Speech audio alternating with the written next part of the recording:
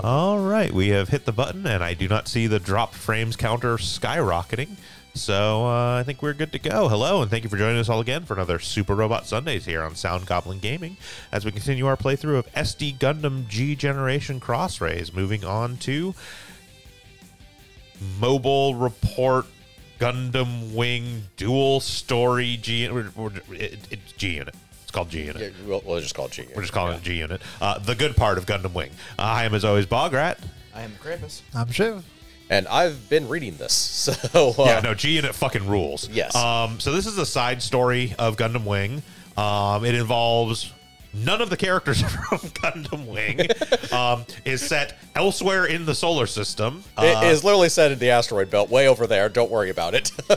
And fucking rules, because it was basically them going like, okay, but what if there was a super robot stories going on over in the asteroid belt while they were all faffing about on Earth and Wing?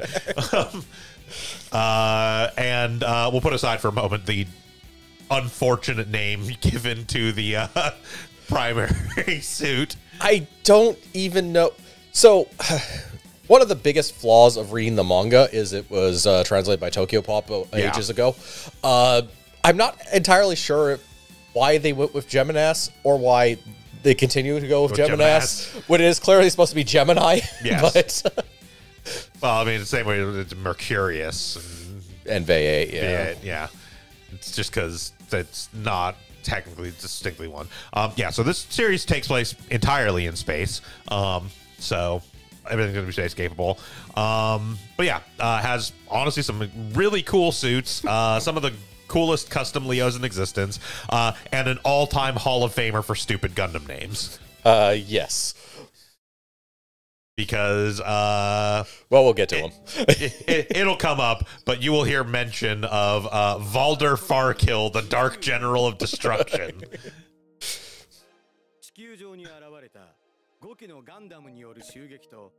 The background story of G Unit. When the 5 Gundams attacked Earth, it was over there. Don't worry about it.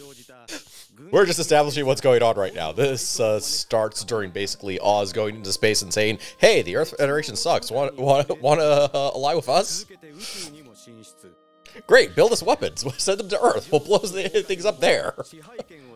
Yeah, so it does involve essentially sort of splinter faction within Oz called Oz Prize. Again, it'll come up more as we kind of get into it. But it's sort of their justification for why everything is significantly different in G Unit as opposed to the stuff that's been established in Gundam Wing is just like, well, it's a different section of Oz and it's a different section of space, and that's why everything over here is way cooler. And like, if you ask, well, why didn't the cool stuff come over to Earth? Shut the fuck up. No, there's actual reasons.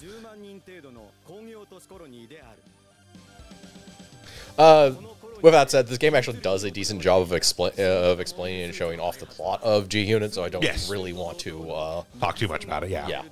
It'll go through it. It is not. It doesn't have to condense it as much because even though we only have like 4 missions for G Unit, it was only like a 3-volume. Yeah, it was like a 3-volume manga, so it wasn't like. It's not like there was a whole lot of story there to begin with. And if we're being totally honest, a lot of the story beats are pretty tropish. They just do them really well, so it doesn't matter. And also, a good portion of the volumes was composed of a large amount of 4-panel gag manga of Gundam Party, which is kind of great and kind of annoys the crap out of me because it was translated a long time ago by Tokyo Pop and is and their localization is very much a time capsule of the era it was translated. Yeah. But yeah, so the explanation, by the way, of the G Unit name is that the machines being developed are referred to as the G Units. Mm-hmm.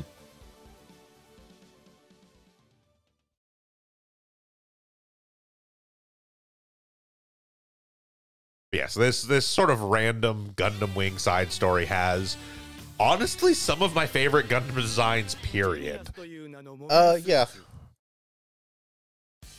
I'd say all the Gundams, the non-chibi versions of all the Gundams are solid, and the chibi versions or the SD versions are mostly solid, except for the Hydra, which looks derpy as hell. The Hydra looks really stupid in the SD form. It looks fine. Less stupid. Yeah, it looks less stupid in normal form. It's fine in normal. But actually, I really like the Sclipius and the Creepy. Yeah. Creepy, great. I don't know. Debatable pronunciation of name. Yeah. No, it's a regional version of the Pokemon Dreepy.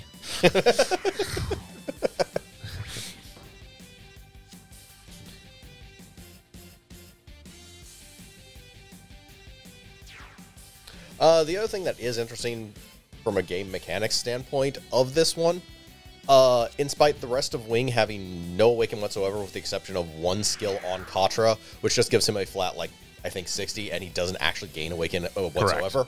To represent the main gimmick of these systems, the PX system, the pilots actually have Awaken. Yeah, they have Awaken. And these are Awaken systems. And the PX systems use, some attacks use Awaken, but they're usually overdrive attack, or they're high morale attacks. That's generally the case with a lot of, like, Awaken weaponry, is you do have to have a decent amount of morale in these games to be able to trigger them. It depends. Like, the Dragoon system is just there.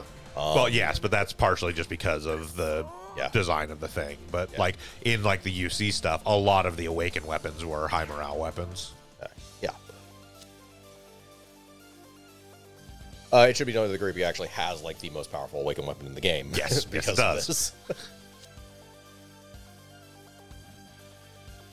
But yes, this is as I have mentioned before, when we transition over to Seed, I will be doing sort of team rearrangement in the intervening time. There's a decent chance that the Greepy will be part of our team for Seed. Though, as an aside, and this is a completely semi-nonsensical and semi-coincidental, the party you have assembled has a strong relationship to a bunch of the characters that actually show up in the Gundam Party gag manga, along with the characters in this game. Including the Silver Brothers, Domonkashu, Master Asia. Unfortunately, you don't have Funasaki because there's no Funasaki for us to use. Yes.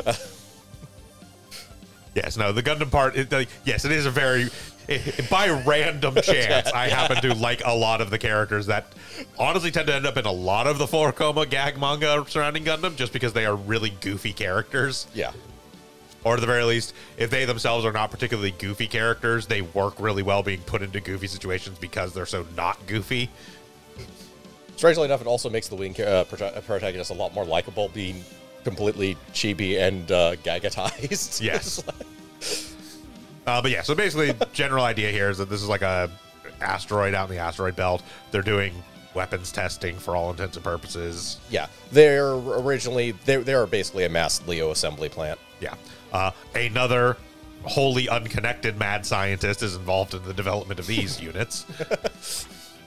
The most, oh god, this guy's going to backstab them in like, what, 20 minutes? Yeah. From just looking at his face. Go, Geminas 1! Just so we're clear on this, it never stops being funny calling it the Geminas. Oh. It's partially a reason why they both get name changes after a while.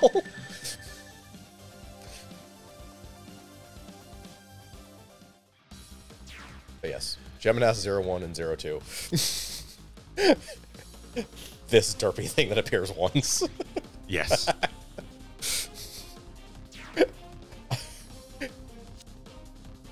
It's definitely improved in the SD version over the original. Yeah. But no, the actual design of the Geminas units, I think, are actually some of the best, like, straight Gundam designs in Wing, actually. Yeah. Like, it's in the sense that they look more like a Gundam than almost anything other than maybe the Wing itself. Yeah. Well, a lot of the Gundams in Wing are very much specialized to their pilots, and yeah, they are that type of thing. Yeah, even the Wing itself is a little bit more on the specialized side, so it does kind of make sense in its own way. But yeah, you don't get a generic Gundam because of this type of thing.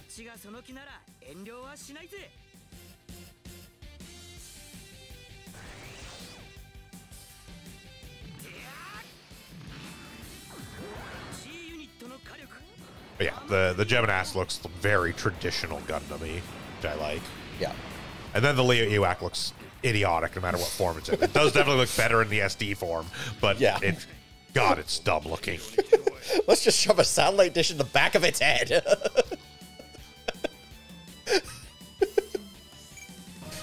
It should be noted, the special condition here is defeat the Leo Ewak within 5 turns. I don't think it's possible not to. You would have to actively not pursue this thing. Yeah. The asteroids are a bit annoying. Yeah, because like all asteroids in space, they're infinitely tall. Yes.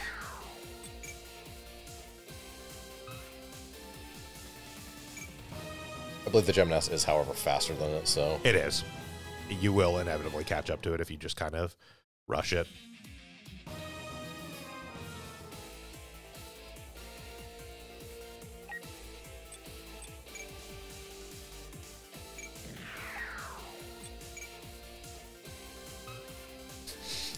I think it has like move 2 or 3. Like it's not fast. No.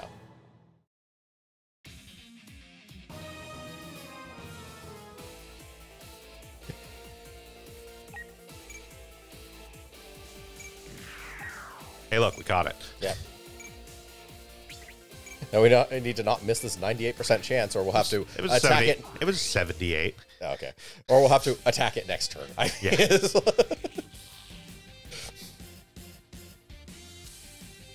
Yeah, base stats Odin isn't actually that good. He definitely gets a lot better as you level him up. He has really good growth. Yeah. But and again, he's one of the few awakened pilots. Yes. So yeah, once they are unlocked, it is almost certain that Odell and Odin will be slipping into our team just by virtue of having awaken. Yeah. You get a lot more awaken. So it's kind of, by virtue of doing this in the order that they appear, Wing has a very large lack of anyone with Awaken, because Wing just doesn't have Awaken pilots, with the exception of these two. You get a lot of them once you get out of Wing. Yeah. Because every coordinator has Awaken. Also, I just really like Odin and Odell. Sorry, every coordinator, Mula Flaga, the Crescent, and Neo Roanoke have Awaken. Yeah. By that I mean Deflaga and all of Deflaga's clones and Mula Flaga. Yes. Sorry, all of Deflaga's clones and Mula Flaga. We'll get into that later. In our torture watch of the Seed that we are currently doing in preparation of playing Seed. It's going to be genuinely funny, us getting to Seed and hitting the first and probably only time we will ever encounter in Super Robot Sunday, where I am not the foremost expert on whatever we're talking about among our group. Because, yeah, I refuse to watch Seed.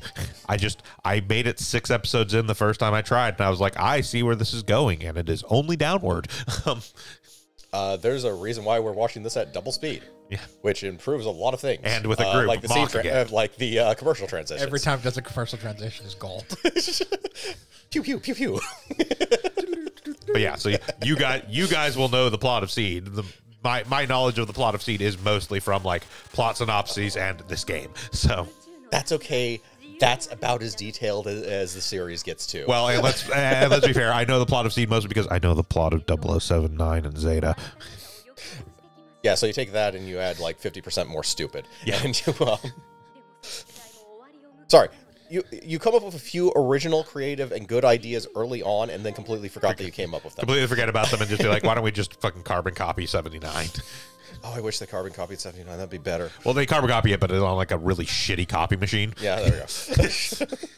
You know, there's like an ink streak about halfway through the page. Toner needs to be changed. It's on like that really bad recycled paper that kind of shreds as it runs through the rollers. I'm trying not to talk about this too much when it comes to like the later parts of Seed, because you don't want to spoil it for the guys that are going to suffer through it with you. A little bit of that and a little bit of I don't want to color it with my opinion as much as I already have, but at the same time I kind of want to warn you that there is a train wreck ahead type of thing. So does that weirdness. Still confused as to why the military had one pair of neon green eyes. We'll get there. We will talk more about Seed when we're. We will. It's a military uniform. We will talk more about Seed when we actually get to Seed. But just know, as much as we may have talked shit during Wing, there is actually at least some degree of fondness within me for Wing, just because it was one of the series that was running when I was growing up. I harbor no good feelings towards Seed. And there's also the, like, my thing with Wing is it's a failure, but at least it has a soul and a character. And it was trying to do something on its own. Yes. Seed does not really have that. No.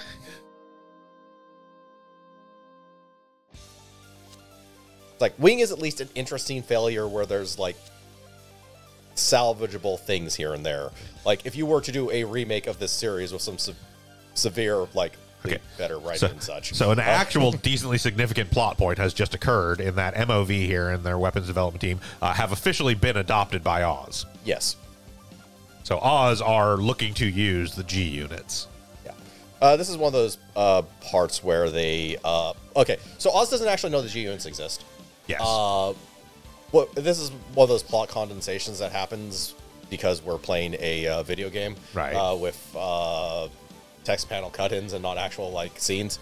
But basically, the effectively mayor character that was on camera previously went to Lady Un's initial summit, basically, and pledged pledged the MOV to Oz. And then came back and said, "Hey, we're Oz now." Yeah. Basically said, now, instead of just sort of generically developing the G units for reasons, we're developing them to eventually hand them over to Oz. Or at the very least, the technology thereof. Like most of the colonies, they harbored resentment towards the Alliance. Especially since they are a weapons development plant for basically mass production of Leos. Which yeah, it's kind of going over it here.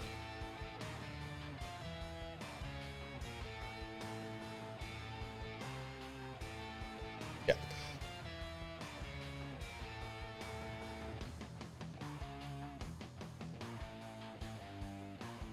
Yeah, where Un basically passes off the whole thing to Nicole because all they do is make Leos, and those are kind of going out of style.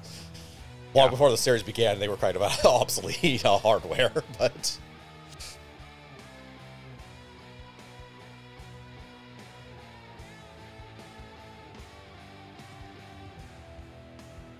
Yes, and then they're like, well, they just pledged loyalty to Oz. We're putting them under the purview of Oz Prize. Yeah. Well, no. Prize puts them on... Or it's like, Prize says, okay, this is ours. Yeah. Like, a little bit after they pledge. Because that... I'm not... because we kind of skipped through this, but the... electronic warfare Leo was basically a prize scout. They decided, hey, wait, there's G units here. This looks interesting to us. Yeah, there was something that kicked the ever-loving shit out of this Ewax Leo. Not that it's hard. School children could kick the shit out of the Ewax Leo. I was going to say, a child with a wiffle bat? It's like... But they at least got data of like, there was something there that actually seemed significant. We want it. Oh no, we want it would be even more intelligent than what Oz Prize is. Let's get into these people. Oh, I love these guys so much. All right, so these three are the Stardust Knights. I love them so much. Their character design half says what they're about.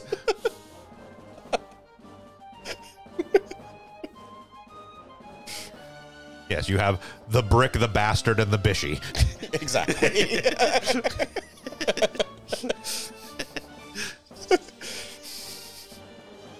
And the Yu-Gi-Oh character.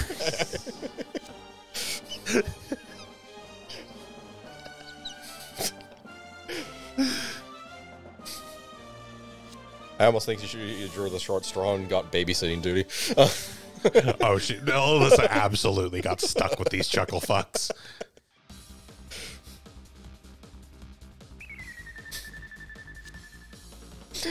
No, their motivation behind the G unit is they want to hunt it. Yeah, that looks fun to fight. Let's go.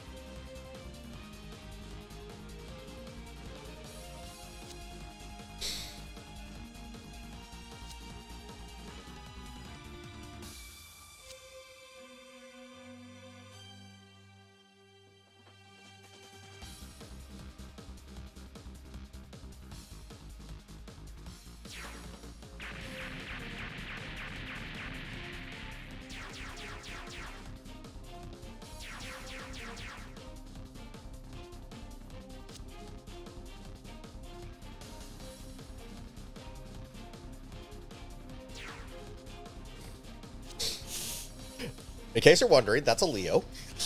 In the sense that they call it a Leo. So we got a Leo, then strap some World of Warcraft shoulder pauldrons onto it. We also did not actually build it of Explodium, so its stats are halfway decent. Genuinely, these things, despite being called Leos, are less Leos than the tall geese is.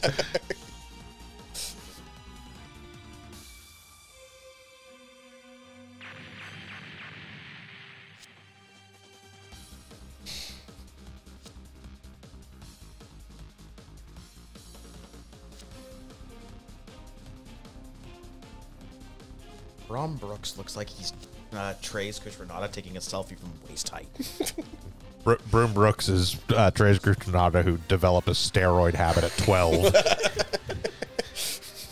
He is not a small man. No. Hence the brick. Here's Kushranada who ate Gaston. I mean, basically. Yep.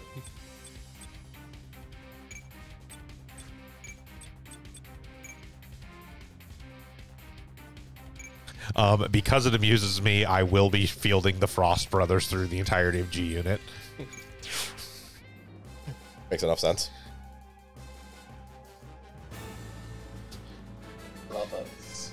Look, Barnetts, this is what true brothers look like. You realize we're closer than you two are, right?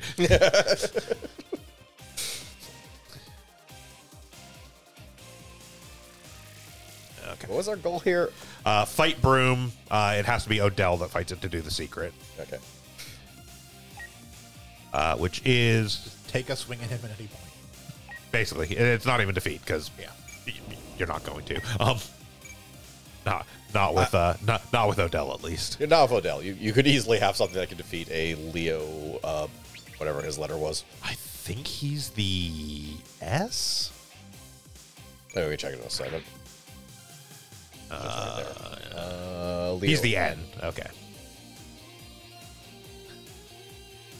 There's no rhyme or reason to these letters, as far as I can tell. No, not even remotely.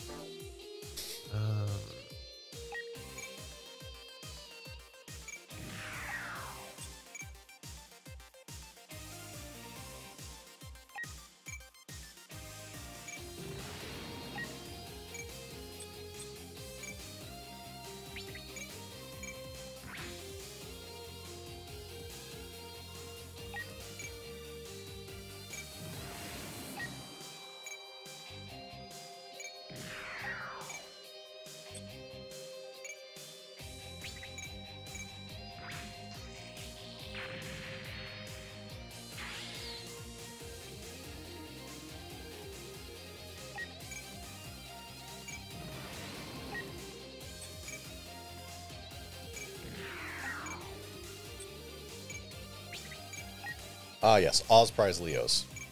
In case you're wondering the difference, they have that golden paint job, or yellowish golden paint job. I think they do technically have like slightly higher stats, and by slightly I mean by like 20 points.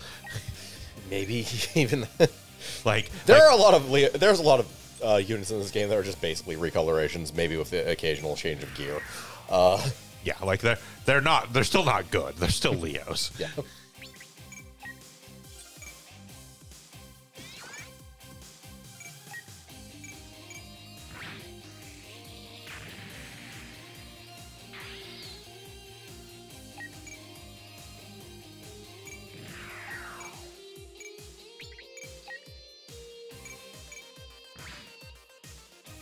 I'm honestly mostly just stalling at the moment because I want to actually do the secret since it is incredibly easy.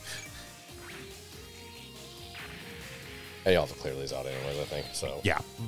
The final objective for this, as it usually is destroy all enemies. So may as well just kind of get these guys out of the way.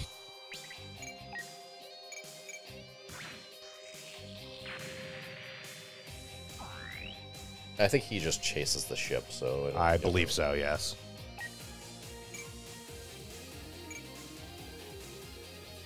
Also, here's the Catalaza. It is the size of the ship as large as the carry base.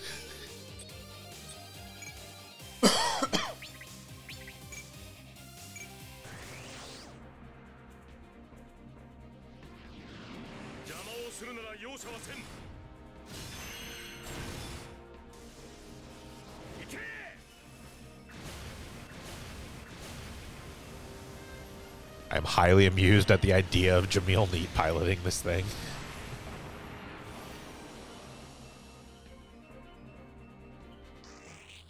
Ah, finally, something that can one-shot a Leo that isn't the Wing Zero. Yeah. Yeah. The G-Self Perfect could absolutely one-shot The G-Self punch. G-Self that Perfect, definitely hits. yeah. High torque punch. Any of its higher attacks. I mean, granted, it did take it a few levels to be able to do it. It could not do that at level 1, which I think is what the Godalaza is. Yeah. But the Godalaza is also, you know, a fucking XXL suit. Like, that doesn't mean as much. It's in this actually game. bigger than the carry base was on. It's a 3x5. oh yeah, Oh, yeah. it is longer.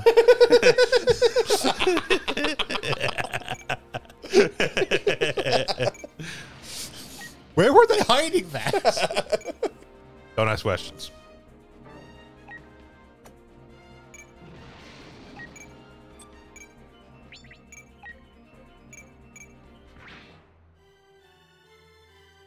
Again, at this point, mostly just getting things out. Kind of stalling for time. Actually, I want to get the Kamaras out because I still need levels on the Kamaras to turn into the Vidar. Yep. Eat it.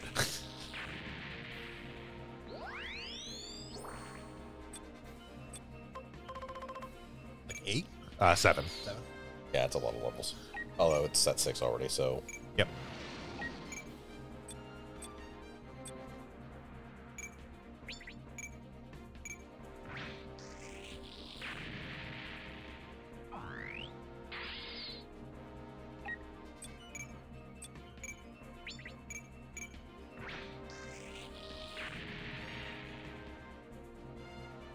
Pretty sure it's 7 to go to Vidar. Yeah.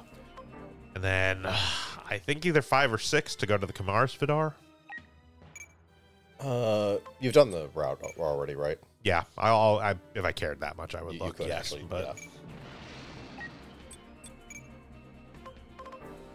Just basically whoever else you want to actually shove outside.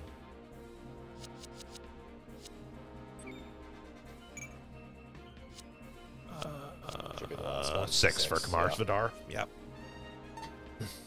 It is the end of that tier, so... Yep. The actual level stuff for what it takes to develop things actually does have like a degree of logic to it. It has like a specific thing. It's just weird to understand it because like it's like anything that takes level 2 levels is considered a downgrade. 3 levels are considered side grades. 4 levels are considered like the next in the path, and then anything above 4 levels is considered either changing paths or a jump in the path. Okay, I take that back. Apparently he just stands still. Okay, let's move on with the plot.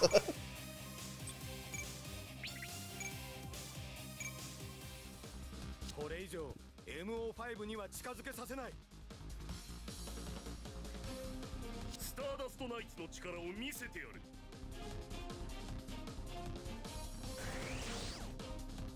It is also worth noting, toward your earlier comment there, Shiv, it's not like we bolted some armor on the Leo. It's like we bolted 2 Leos together side by side. They're like we bolted Warcraft shoulder pads on there.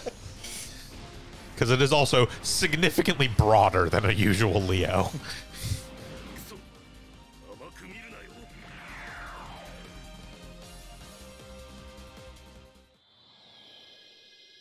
Historic moment.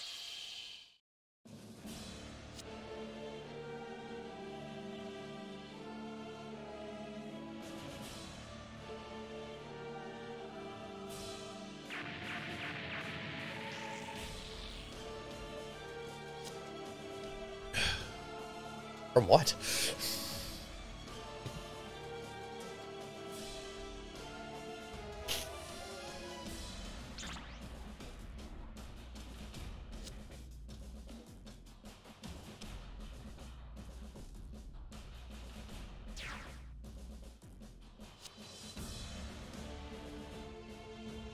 Brother!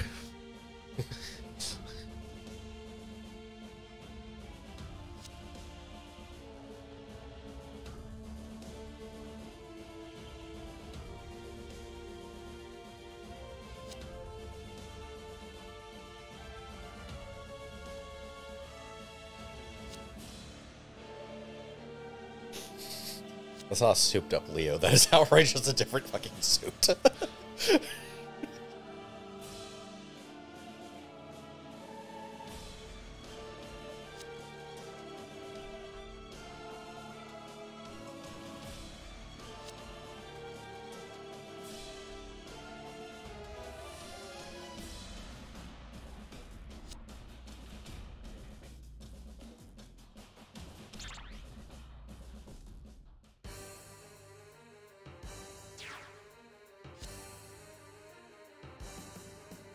Prepare for trouble. Trying to claim that's Leo too. Yes. Yes. All three of all these these are are Leos. Leos. This is the R, the S, and the N.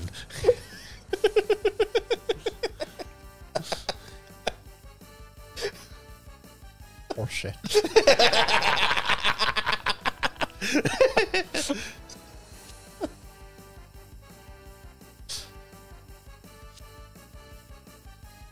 Of course, the Bishi would put a fucking cape on his bubble suit. Yes.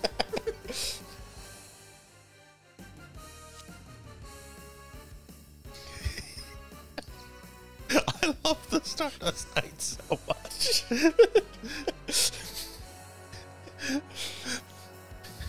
They are extremely. Oh, you thought this was Wing, huh?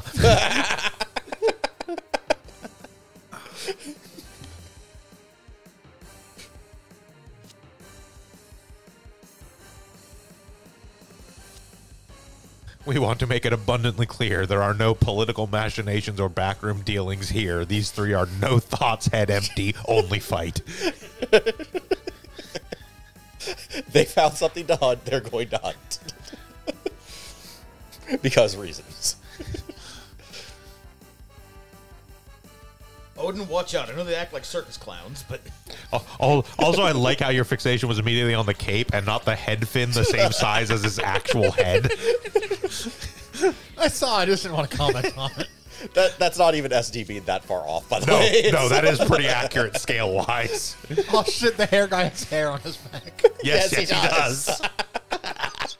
Oh no, Odell died, certainly.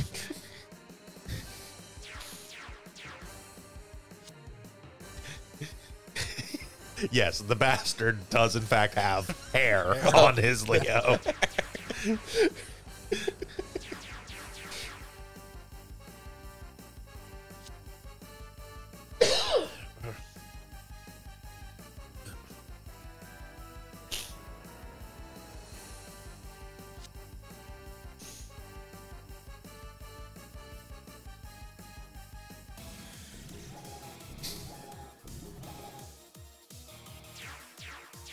Oh no, we have to now some kill wax. 3. Yes, so this is the S. The beam musket. Yeah. Just to give you a better look at the end. Yep. Like I said, it's like two Leos bolted together side to side. And the R. Oh boy.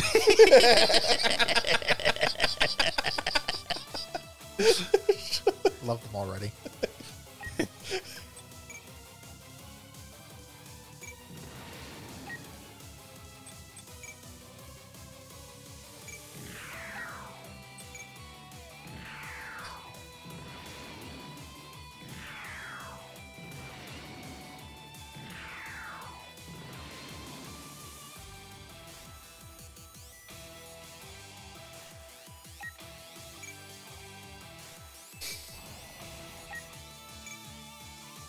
Back on the ship. Yep, and I still have about half the team that can actually deploy this turn, which was by intention. Bring more to our continued the question of how does it get back on the ship? Just to believe it's just attached by a tow cable. Attached to it, and we have like I don't know a space colored tarp we wrap it in, so you don't see it being drugged from behind. Only the most advanced of cell systems. I think just carrying a tarp. As an aside, this is something the game will occasionally do, is spawn the second wave enemies behind instead of in front. And this is, it doesn't bother me because I knew it was going to happen, hence why I didn't deploy half the team from this fucking ship. Yeah. Also, this okay, map seriously, isn't they're terrible. Leos. Also, this map isn't actually that big, so it's No. not too big a deal to get from one side to the other. On some maps, it can actually be mildly annoying if you say, for example, left some these can't die NPCs in the back On their own, yeah. on their own, and they're spawning things that are of actual threat. Yes, the game does occasionally do that, but it's also sort of an object lesson in not committing too hardcore to one direction, because once you understand that it's a known thing that the game will do this, it's your own damn fault if you get caught by it. It's also an object lesson in moving your guest units up so they don't get ambushed Yes. from behind. Yes, I wasn't worried about it throughout Wing, because honestly, you never face anything in Wing that can actually do significant damage to the Gundams. No. The Gundams themselves are super robots, and also Gundanium is like a 60 defense bonus or something. Meaning they're actually even harder to hurt than normal. This is not about showing off the Epion, it is about showing off the Leo S.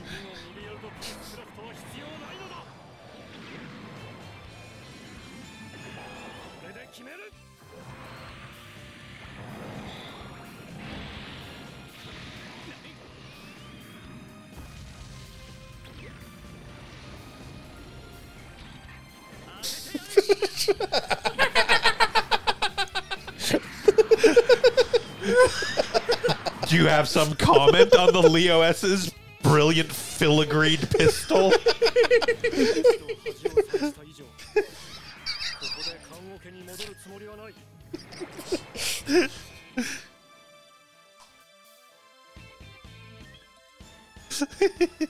So good.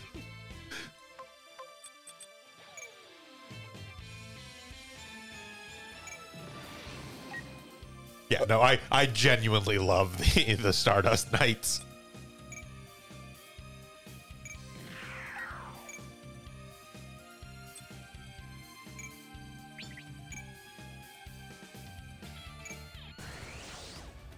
Since we didn't get a chance to see it actually attack last time, since the Gymnasto 2 went from beyond its range, because that's the one thing, Leo N has no fucking range.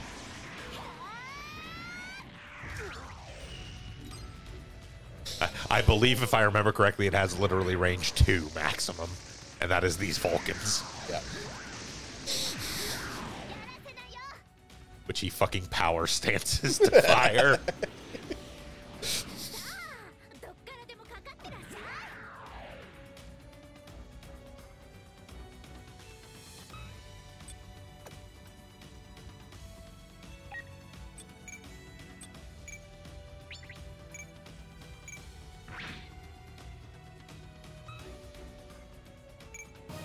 We will be using the guest units in these missions, because I like the G unit characters.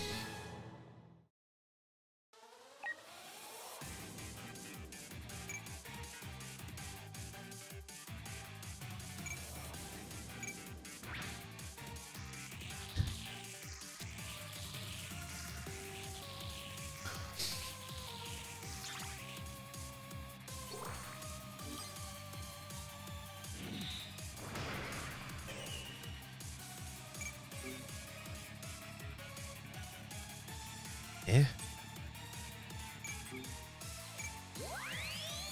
Unless he's in a leader slot, it doesn't matter. I think he might be, but it's one of the the team leaders, so I don't really care. Yeah, it expands his Command radius, command yeah. radius, but yeah, it matters for raids, but Yeah, he's part of the ship crew, not in the raid, so Yeah. I don't fucking care. Yeah. Yes, for raids it absolutely matters, because it does expand their ability for the range for the raid link ups and shit. yeah, that is.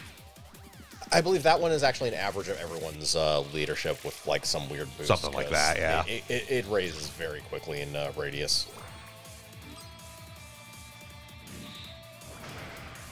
And mind you, it's only needed for counter, defend, and counter attack. When it comes to support attack, you don't actually have to be in each other's radius at all. Which is one of the things that makes the... Okay, time for the Leo R. Ah, yes, the Leo R.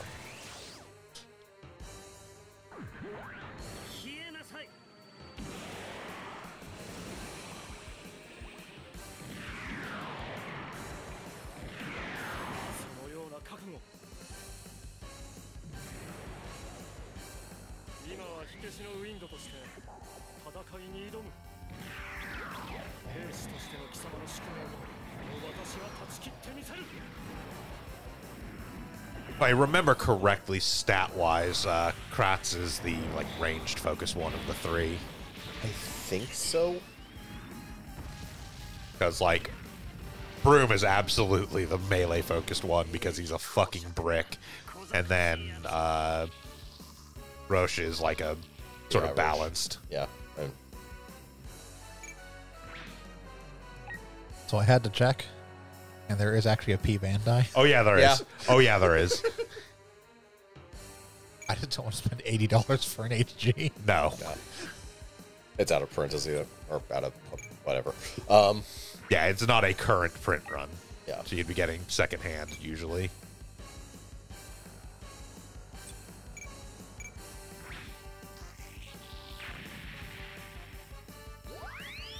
No, believe me, it is one of the ones I constantly keep an eye out for like a reprint or something so that it's not ludicrously expensive. Because, like, granted, $80 for an HG is not outlandish for an HGP Bandai. It's just the very, like, top end of HGP Bandais.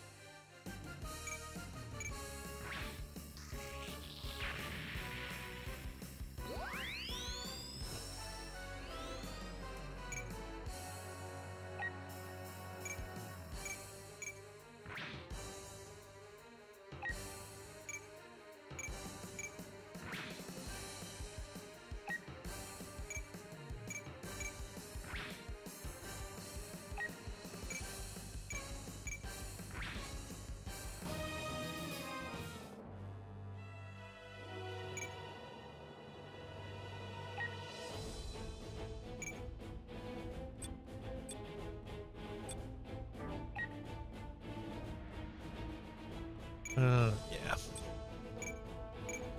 I'm actually trying to reserve some things for kills on the actual Geminas, because I was looping through to distinctly unlock specific things, I didn't actually unlock them previously. So I do want to actually get gauge up if I can.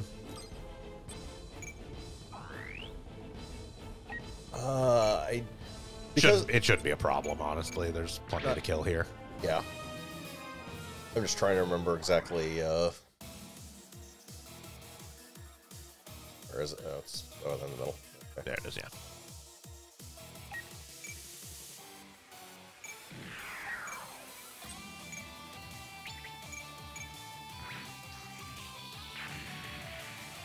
How fast that actually moves. Well, that's the thing. The advancement of the get gauge is actually directly related to how much XP it would be otherwise. Yeah. What is the actual condition? Is defeat all? Okay, yeah. Yeah. Okay, so that being the case, then I can actually close in and have him finish off the the Kratz. Yeah. R. Yeah.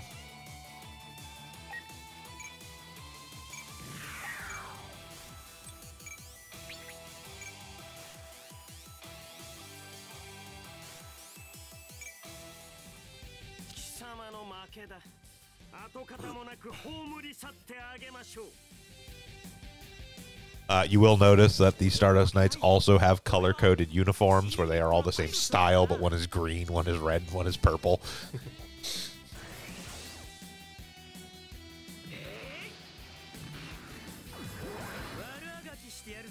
And they are all very similar to, though not exactly the same as Trace's, which is blue.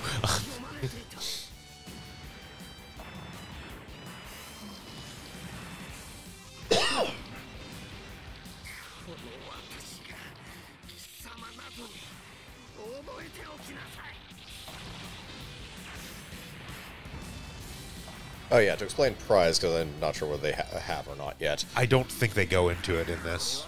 They do, but Not like super deep. yeah. Prize is a independent unit that answers directly to Duke Dermail, Yeah. ostensibly. They never. They don't really answer to anybody. But Yeah. They don't even talk to Dermail in the series. But then again, Dermail is busy being ineffective.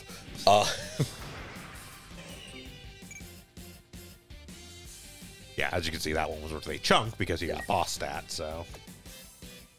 Which makes sense.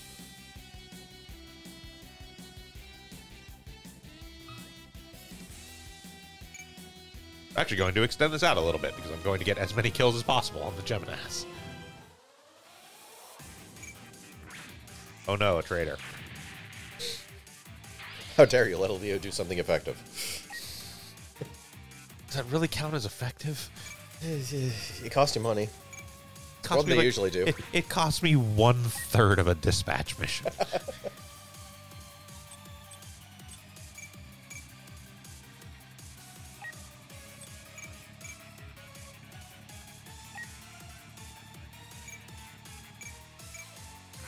In case the audience at home is wondering, 5% is the lowest hit chance you can have. Yes, it will not actually go below 5% in this game. It is something you figure out very quickly as people gain levels and get attacked by Leos.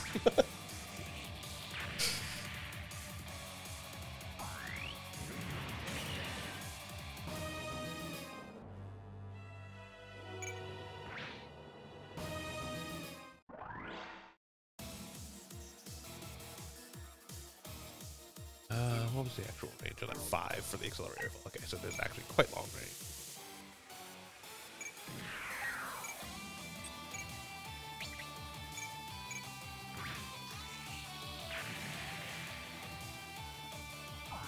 I don't think there's actually enough left here to fill the get gauge, but I'm going to try anyways.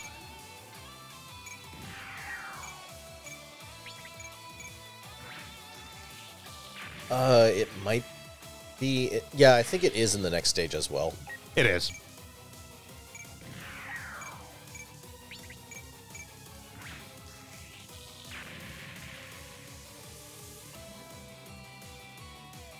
I mean, honestly, absolute worst case, I'll just go between between streams and unlock it manually. Yeah. Because I have access to the path that it's on to unlock. It's just I didn't actually get to it because I had to skip past it for other stuff. Basically, I can get to it from the same path that let me get to the Heavy Arms Eagle.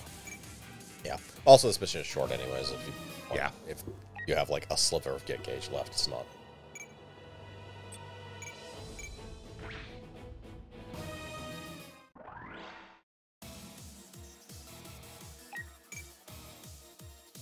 Well, that's the thing. Get gauge doesn't maintain. Yeah, it does. Oh, did they actually change that? Yeah. Oh, nice. I was not aware of that change because in my previous playthrough of this, I never actually got anything via get gauge. Yeah, I got, like, all the original... That's actually a very nice change. I was not aware of that. Yeah. I like that. No, I got all the Wing Gundams originally from get gauge, basically. Yeah, because it used to be get gauge was you had to do it all in a single mission.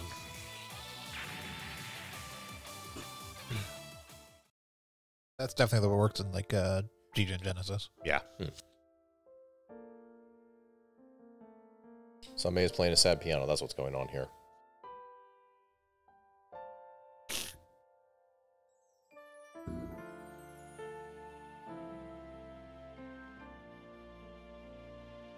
Well, you see, some bitch steals 50 skull. Then...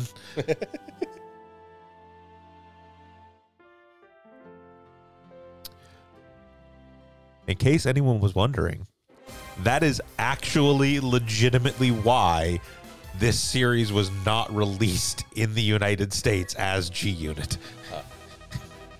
Because there is a rap group called G-Unit. Ah. It's like 50 Cent's Posse. Yeah. No, it was released here as Last Outpost. Last Outpost, yes. Yeah. Which is a fine enough name, but... Yeah. That is actually legitimately why it was not released in the United States as Gundam Wing G-Unit. Mm.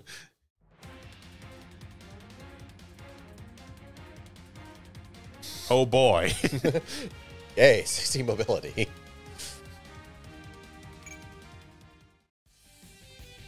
I wonder who that could be. Who is this mysterious man in a silver mask?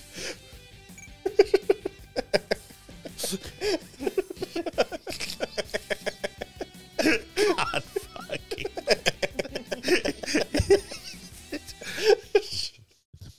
Odin doesn't know it, but secretly I'm his brother, Rex. I know it. I have eyes. So in the gang manga, in the volume where he appears, is a 4-panel where it is literally just various other characters wearing them out. It's going, I am Silver Princess. We are the Silver Brothers. I am Silver Horse. And then the 4-panel just being, yeah, the sea is fools no one. And it was just like, yeah, you're right.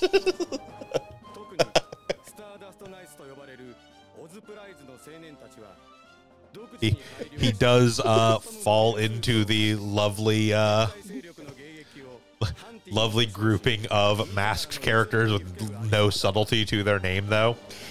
He is literally just called Silver Mask. Yes. To go right along there with Iron Mask and Mask.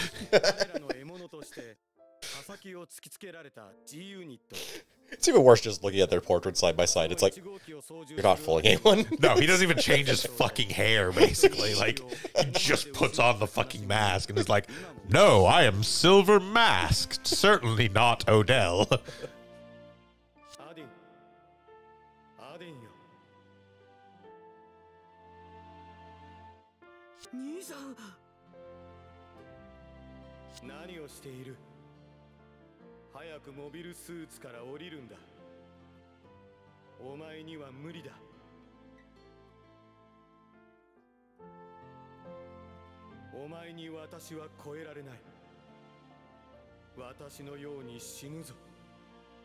It is also, again, very funny because it is like a 3-volume manga, so it doesn't have a lot of time for the story to really play out. It is pretty much like Odell dies, and then like 3 chapters later, like, I'm Silver Mask, and it's like, bro, you barely had time to change clothes.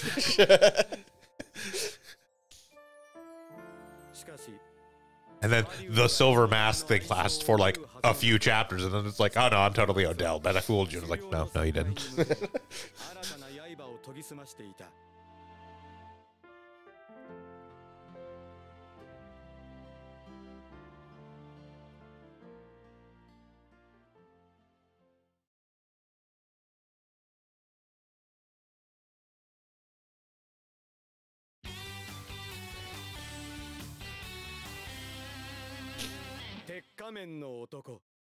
Also, we were commenting on it before we started stream, just as we were firing stuff up. But I will point out again, seeing as that G Unit itself is a manga only side story, any of the music you hear directly associated with G Unit here, so any of like the character themes that play when you do the attacks, or like those little like interstitials to load into things, those were essentially created wholesale by the Bandai Namco sound team, and they do fucking incredible work.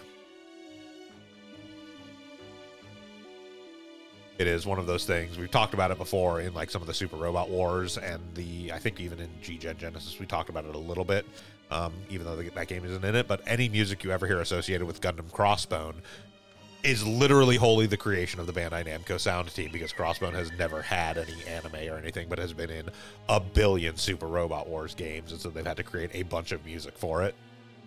And it's one of those weird things where nobody's really sure if they ever do get around to doing anything animated for Crossbone, whether or not they will actually adapt the Bandai Namco sound team game music and redo it for the anime music, or if they will come up with something original.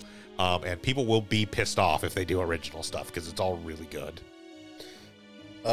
Similarly, since basically everything outside of like the main series in here are effectively all just manga, not in video games, they're actually all just manga. Pretty much, there's a lot of original music effectively because of that. Yeah, in this game, pretty much all the Seed side story stuff. Yeah, all the Estrays and the Estrays. Stargazer's an exception actually. But. Stargazer does actually have anime, but yeah, all the Estray stuff. Gecko, IBO Gecko, OOV, or OOF rather. F, yeah. V is the MSV stuff for OO. Yeah, Estray X, G Unit. Yeah. Yeah, I think it was everything. Yeah, we don't talk about it a lot, but yeah, no, huge props to the Bandai Namco sound team. They do amazing work.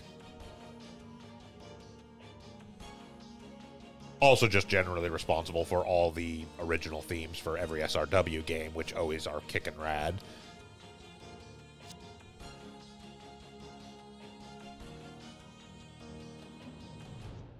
So here's the about as much explanation as we get of Oz Prize. They are technically a Black Ops unit that work essentially directly for the Romefeller Foundation, And just under aspect of being part of Oz. Yeah.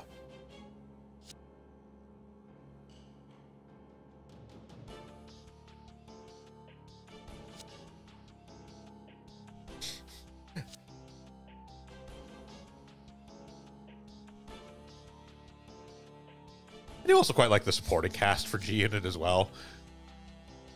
Oh yeah, they're great. They again feel very much like a Gutsy Galaxy Guard, or something from a kind of a Super Robot series supporting cast. Yeah.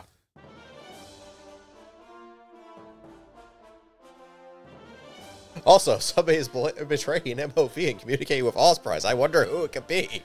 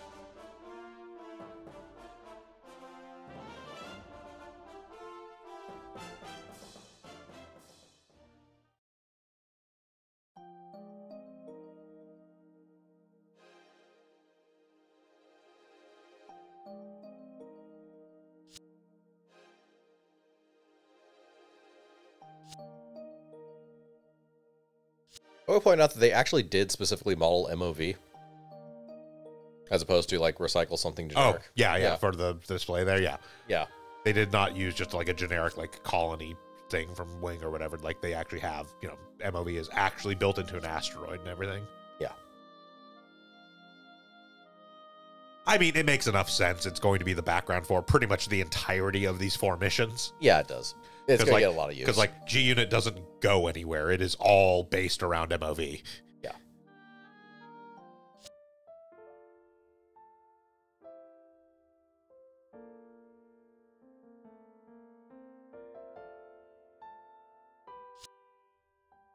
It's not like the, Sank Kingdom Castle / Romefeller Foundation headquarters / any other large building needed for Wing, where it's this is going to show up in half of one mission.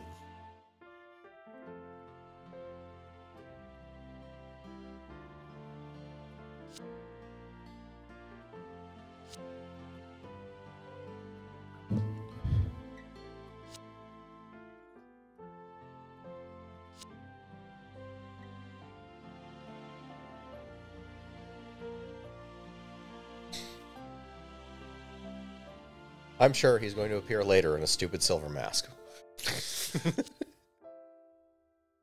Oh, we were talking about that could be anyone. You mean to be a horse? Could even be the Frost Brothers.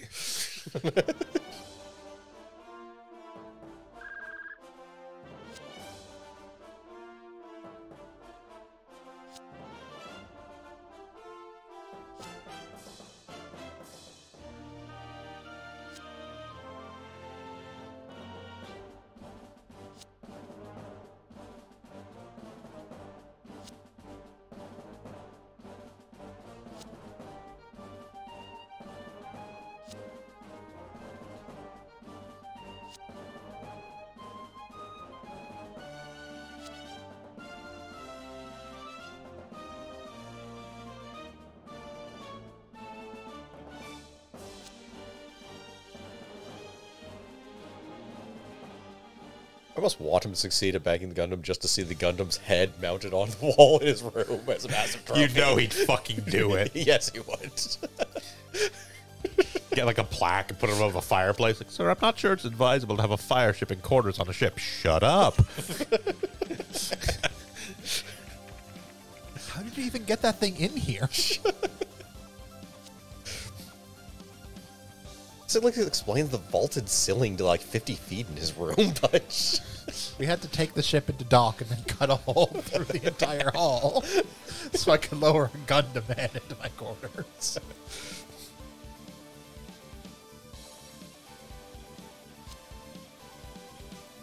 Oh, yeah? Why'd you fill them with thermite?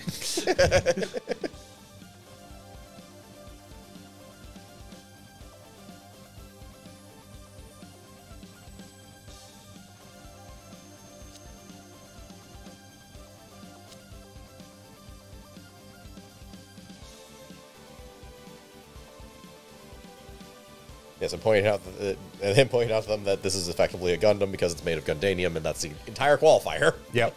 Yep, that is the Gundam Wing qualifier for being a Gundam. Yeah. As opposed to the C qualifier, which is having the acronym. Having a Gundam. stupid acronym. Having Yes. the Gundam system in your suit?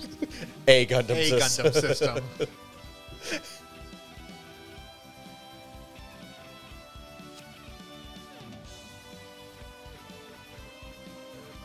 Every OS upgrade, we have to think of a new acronym. It just gets really fucking hard. We can't upgrade your OS. Why not? I haven't thought of a new acronym yet.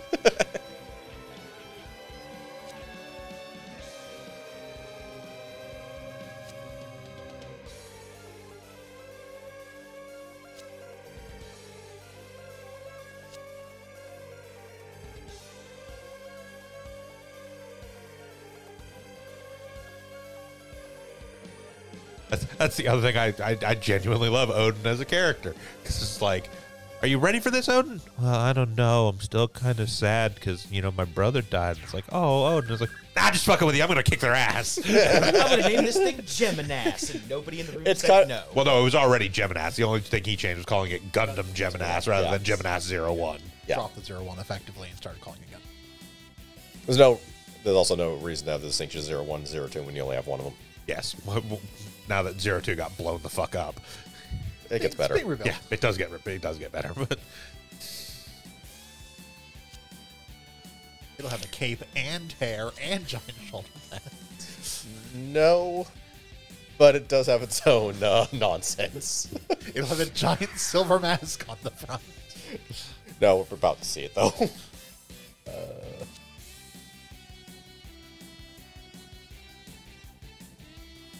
Please don't. Those are death traps. It's fine. She's too plot important to die at the moment. yeah. No, despite what you may think, this is not, in fact, a death flag.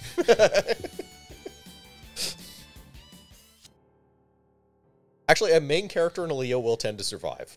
Yeah.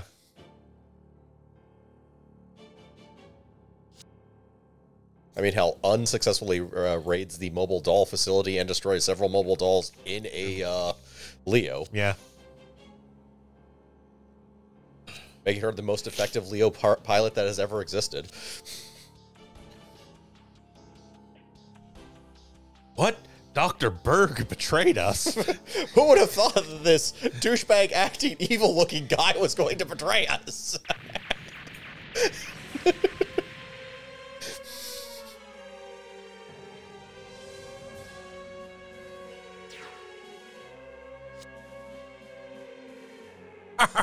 Get fucked.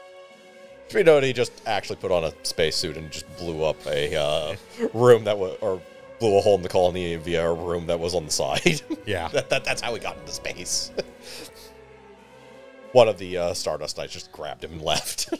Yeah. They don't actually have the ability to, like, model just somebody floating around in a spacesuit, though. That's why there's a shuttle in this one. Yeah.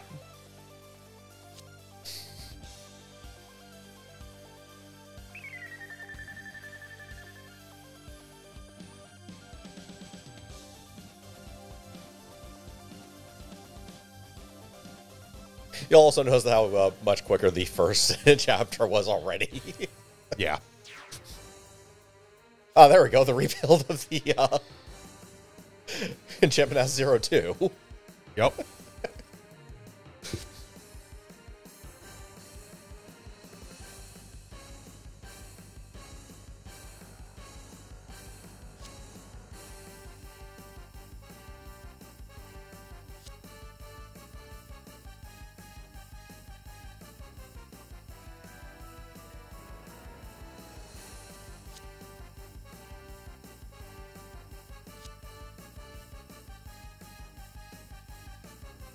Yeah, I actually really like the Asclepius. Yep.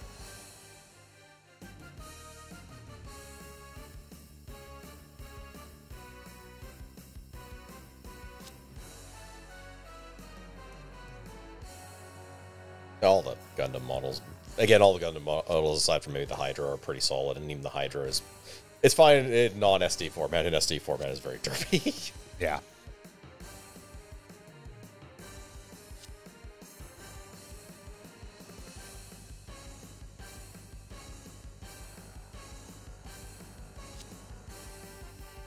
I come here and show off my fancy new Gundam, and all you can ask about is the fucking pilot. Fuck you. Respect me.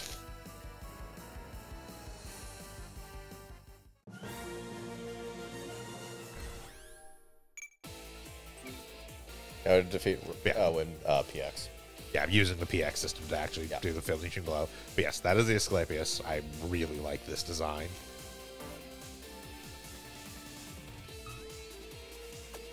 And yes. You know what? I think we get gauge reset because this is technically a different unit.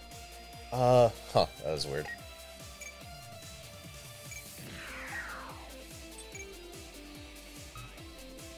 Oh, right. This has the PX system, and the previous one didn't.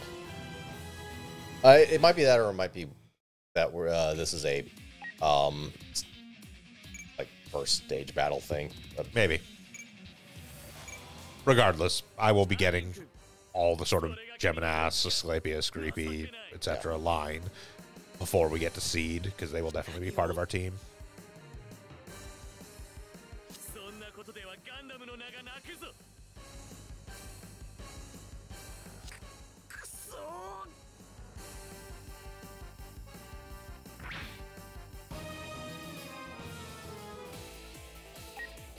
Yeah, so as you can see, it has the PX system now.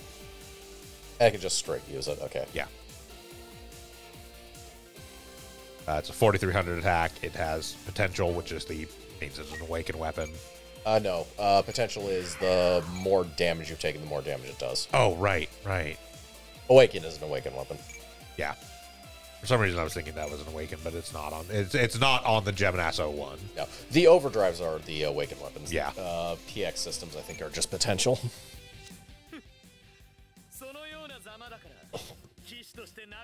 Ironically means I'm not a knight. It ironically means they scale down as you get better defenses. Yes.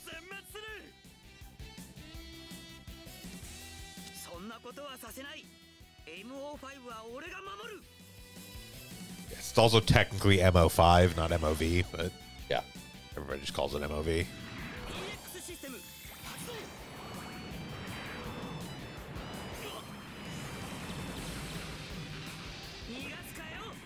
It'd make more sense if we had actually seen any other MOs. I mean, we did. There was MO2. Oh, yeah. Showed up in Wing.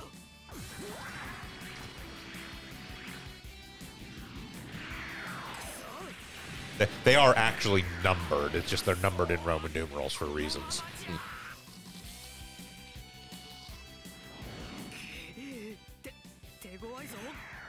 Fancy reasons.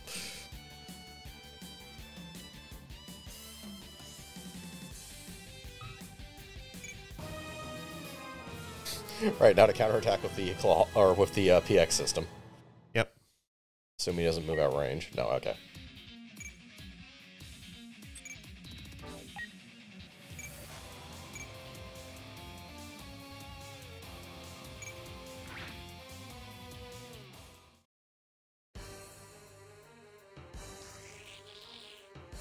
Yeah, because the previous one doesn't have the PX system. It's Yeah. actually in this fight in the manga, he unlocks the ability to use PX. Yep. Which you can't previously.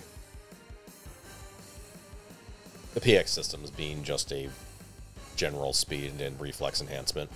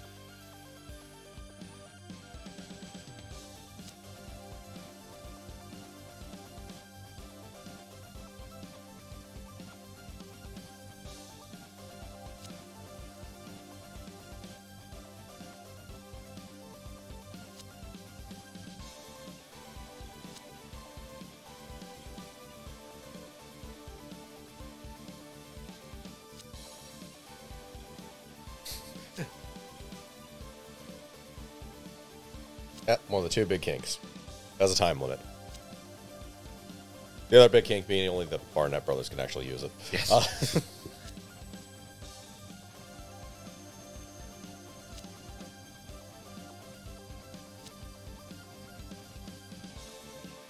We really have to stop letting our research scientists be fans of Ultraman. Design power-up systems that have a time limit. Just make one without a time limit.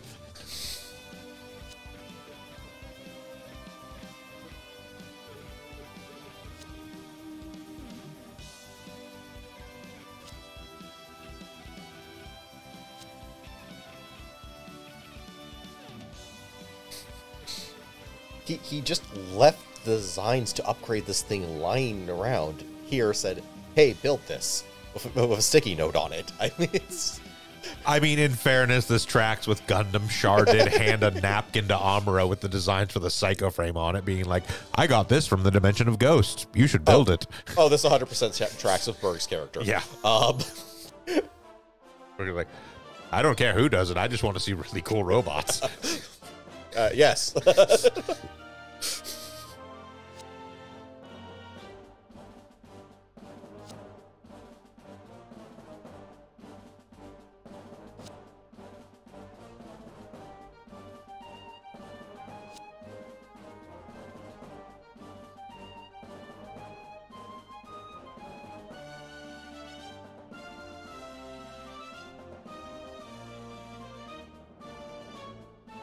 Silver Crown. Oh, yes. I've been here.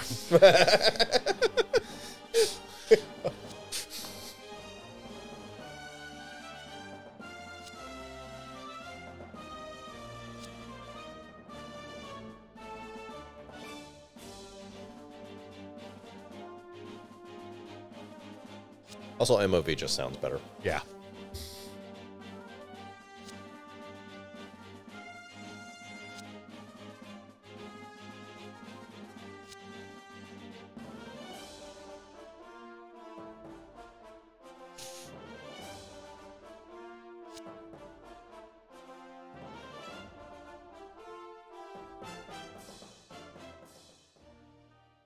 Understand we're so interested in that suit anyways. It didn't have a dueling pistol.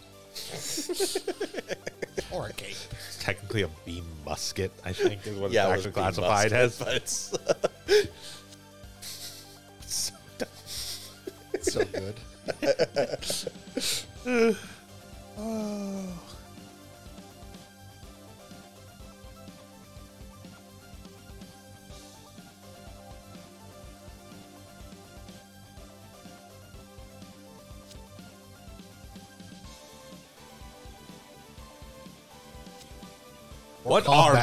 What are Leos built for? or terrestrial combat, or Okay, but if you swap out every part of it, is it still technically the Geminas? the Leo of Theseus. Oh, you mean the S, the N, and the R.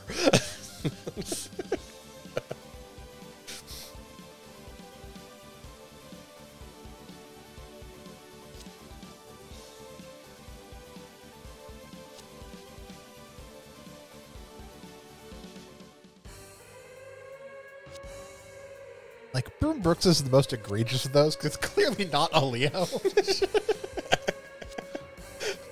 But the other two are Leos, just extra, like, bits and stuff on them. Burn Brooks is, you could say there's a Leo somewhere inside that giant fucking brick of metal he's strapped to it. He built another suit around a Leo and called it a Leo. It has, like, a Leo head-ish and, like, this part of the torso.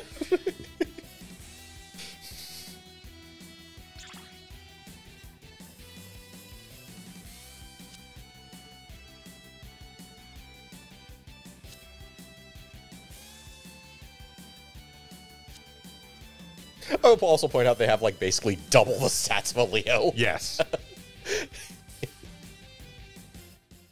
Yeah, they have like 12,000 health each and a whole bunch of like higher attack and defense and everything. Yeah.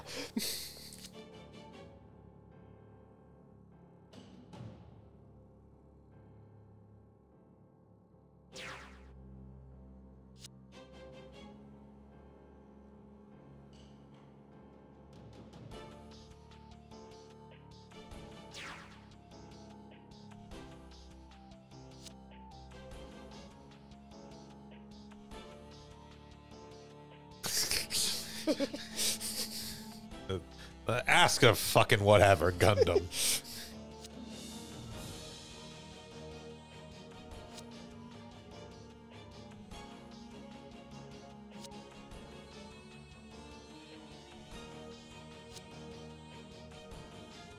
Right, Silver Crown. It was slightly more subtle by a hair.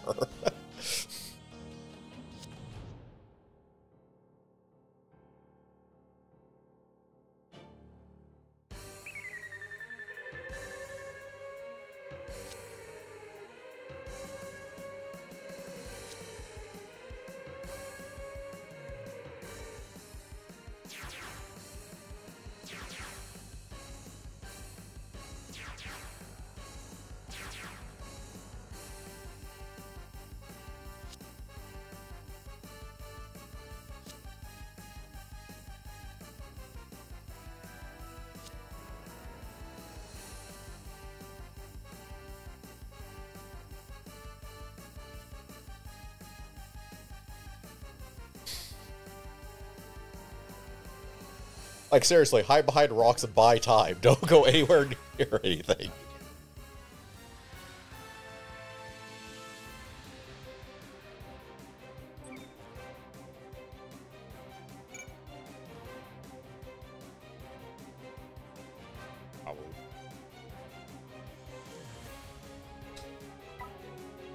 Wow, if only there was some group of random heroes nearby who could help defend MOV from, I don't know, this vague assault of Leos. They're not Leos, those are Tauruses. Slightly better than Leos.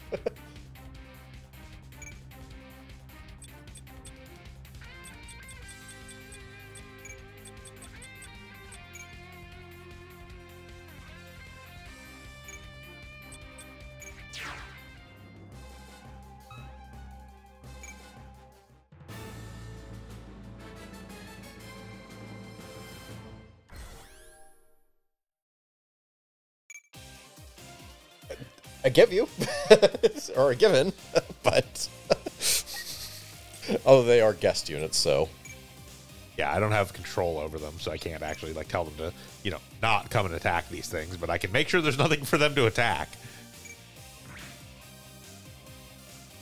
That I can manage.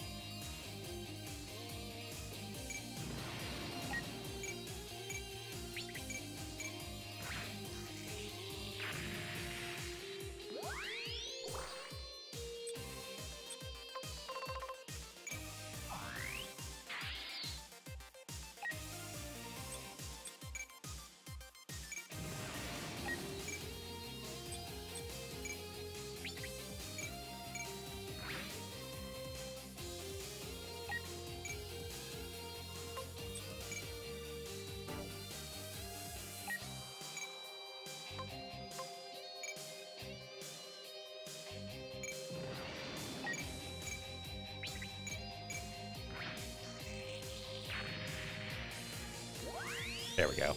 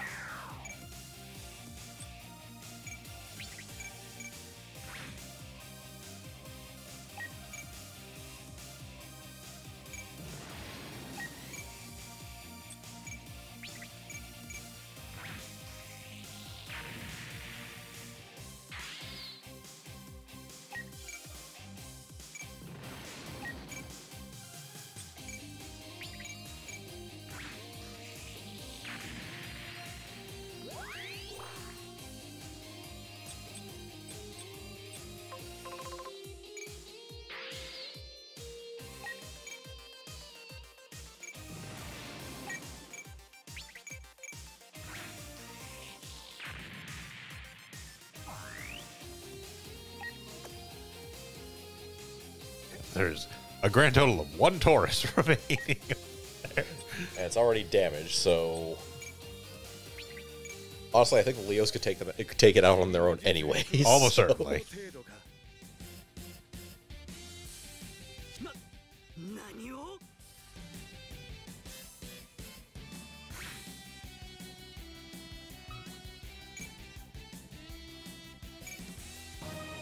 Ah, the Asclepius' fatal flaw, being more than 40 spaces away.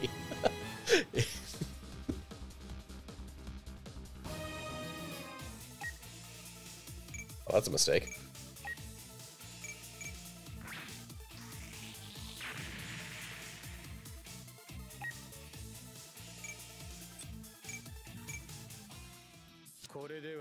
Gundam no naga naku zo.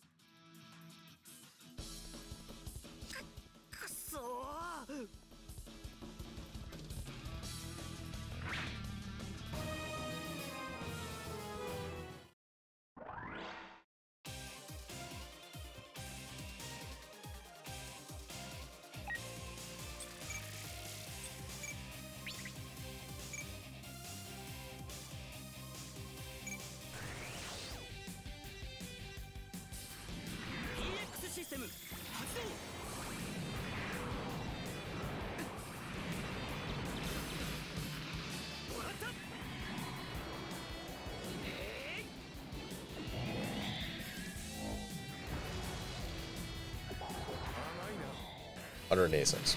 Yep.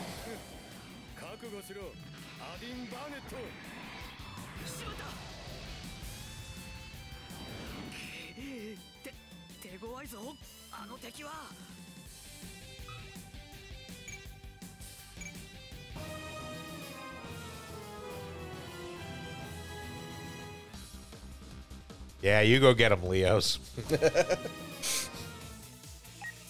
For helping. We sure are.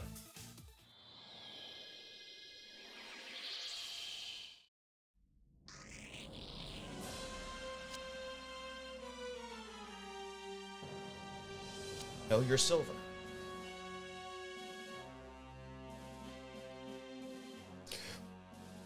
Why does he move like my brother and sound like my brother and fight like my brother? Wait.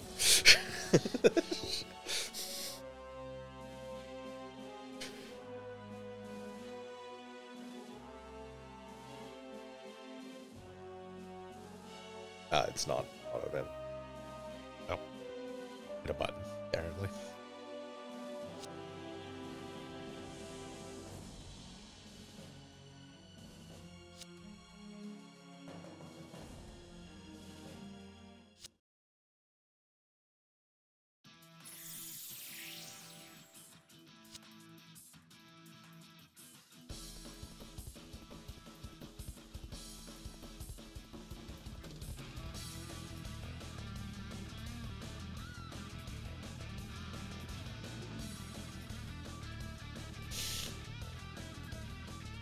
I'm Silver Crown. I'm Silver Crown. I'm not Odell Barnett. I'm Silver Crown.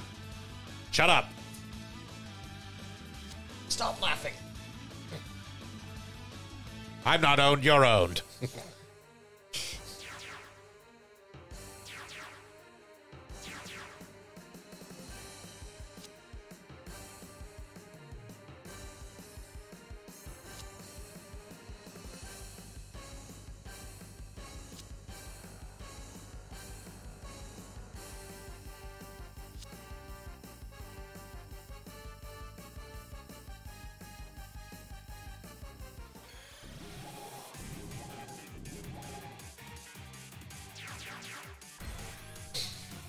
Have some extra Tauruses, I guess.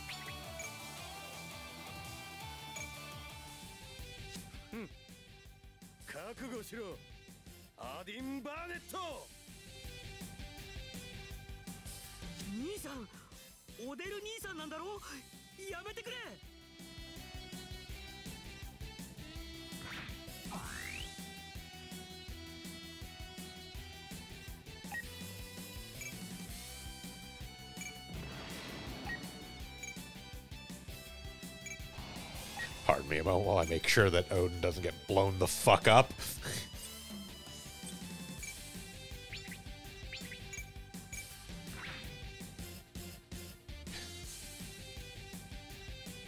They should be fine at this point. Yeah.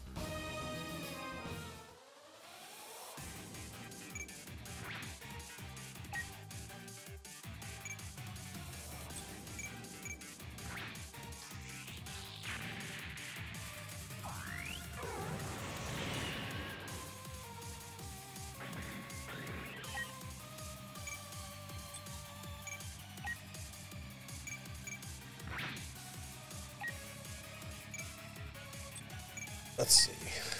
So I know Silver Crown's unlock is building something. So nothing terribly to worry about there. I think it's specifically the Asclepius. I think it is the Asclepius. Odin's is almost certainly the same as every main character, i.e. pilot side you already have. Yeah. So basically fill the kit gauge. Or build it in advance. Yep. I do not remember what Odell's is. Odell's might be the O2. It might be the O2, yeah.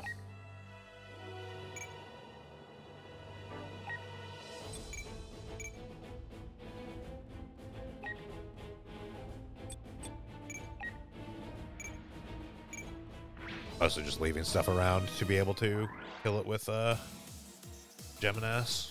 Yeah, that makes sense. Till I actually fill the get gauge on this guy.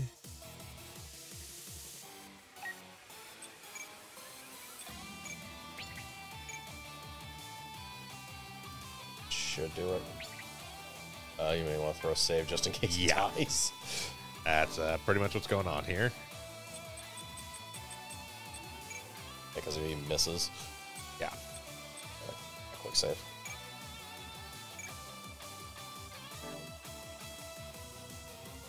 Yeah, because he's got only like a 70% chance to hit. And if he does miss, he will get hit back and fucking explode. Yes.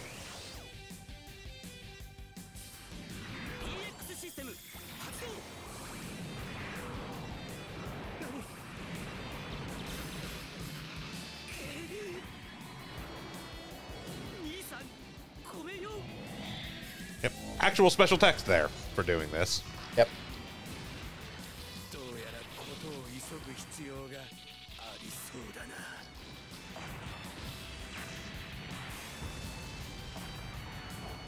He's fine. Again, part of why I actually did the animation for this one was specifically because you actually get a special dialogue there for...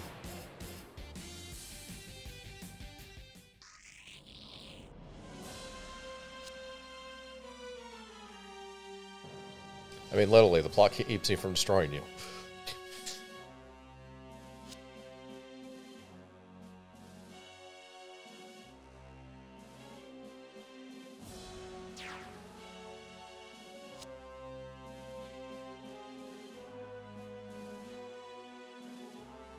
Don't work for you.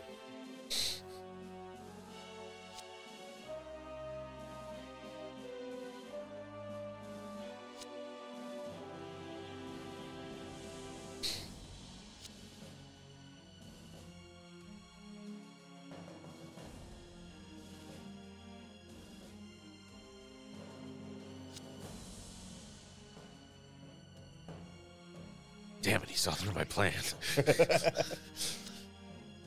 And shoot him anyways.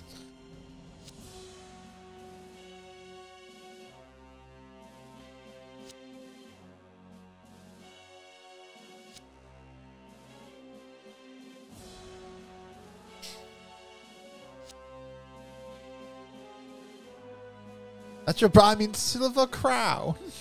Oh, you really need to ask me? Are you dumb?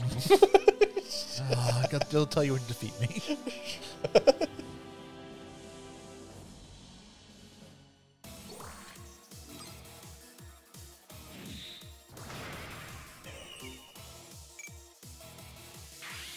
That was a lot of the meter. Yes. Again, boss stats. Yeah. Experience gives a lot.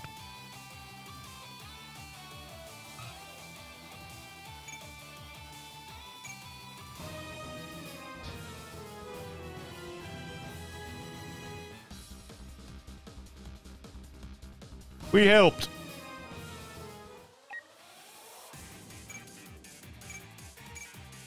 Go away.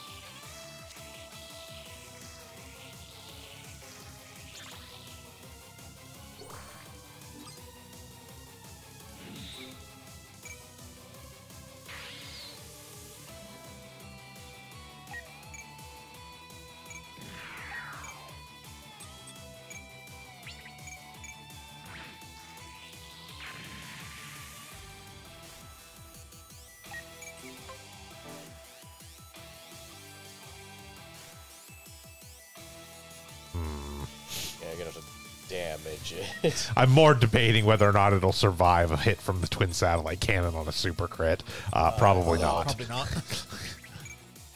I'm just gonna go with the Buster Rifle. 貴様は俺が始末してやるぞ Yeah, the damage number's turned off, so it's kind of hard to tell exactly how much it's doing, but from what I remember, a lot. I mean, I could turn them back on, but...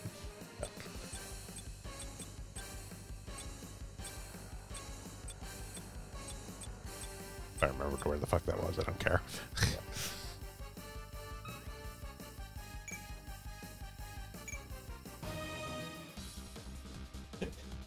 Very extensive menu system. Letting you customize it quite well.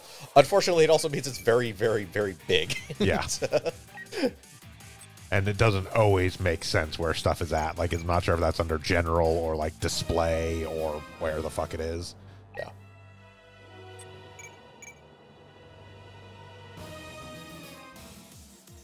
Okay. Yeah.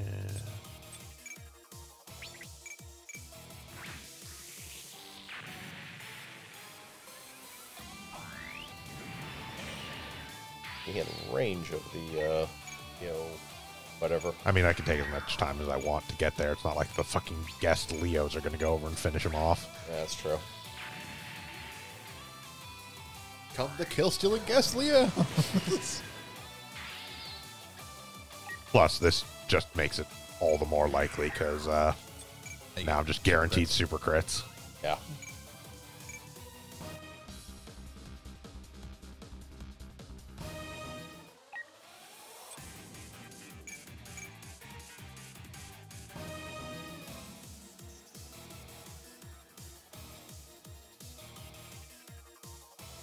Game just freeze? It happens occasionally. There we go.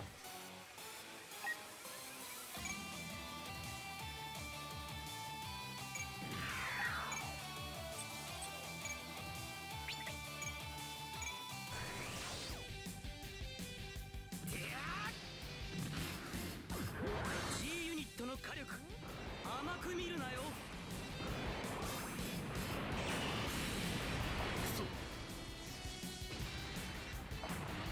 Yeah, the defense on the end is so high that even with an actual super crit, I just barely did that. Yeah. デルマ以降の名のもとに Oh, you're fine for now.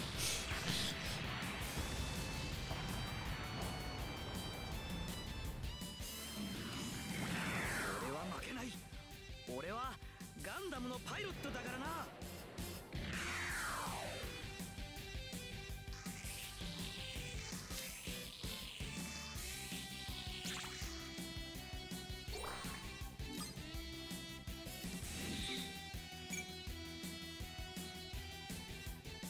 It's just short. Yep.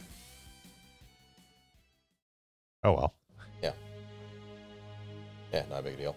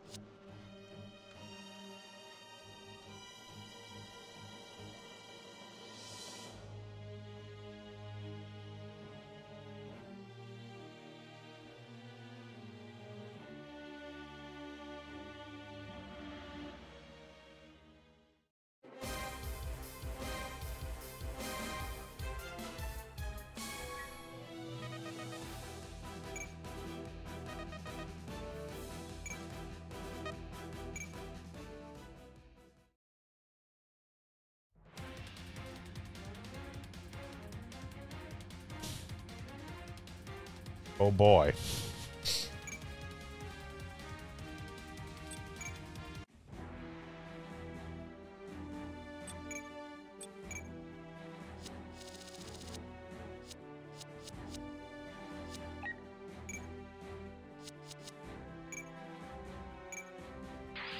Badar. was pretty much the only thing I cared about right now. Yep.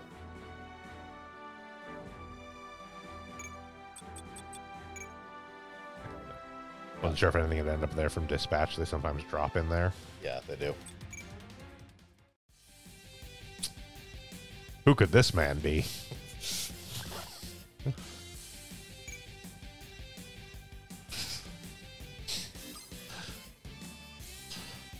Oh.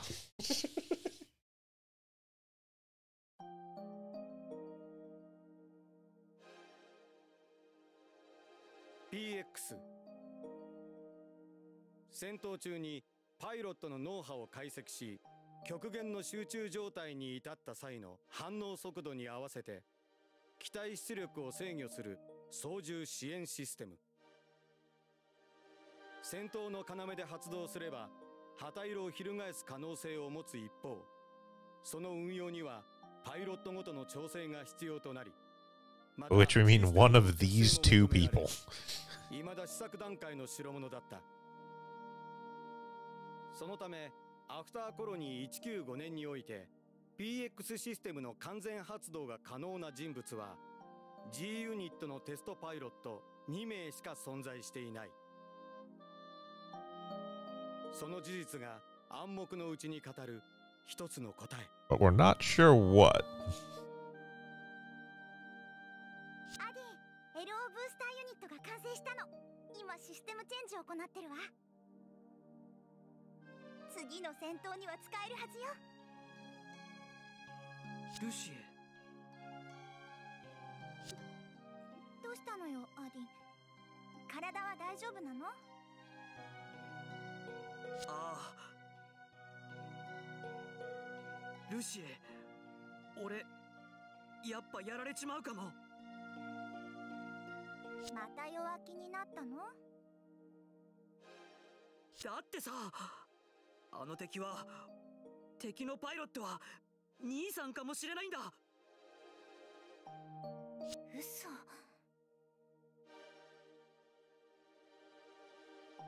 That seems highly implausible. オデル・バーネット、そしてシルバ・クラウン。 Hey, we don't know that narrator. 彼の真意を図る余裕も与えられず、 Spoilers. G ユニットをめぐる戦いは次のステージへ移ろうとしていた。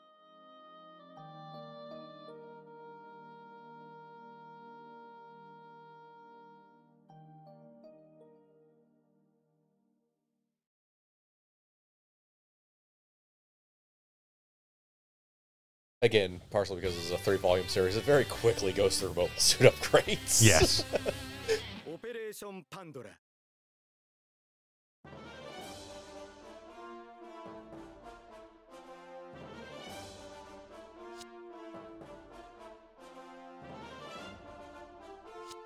Yes, they say you smell. That is all.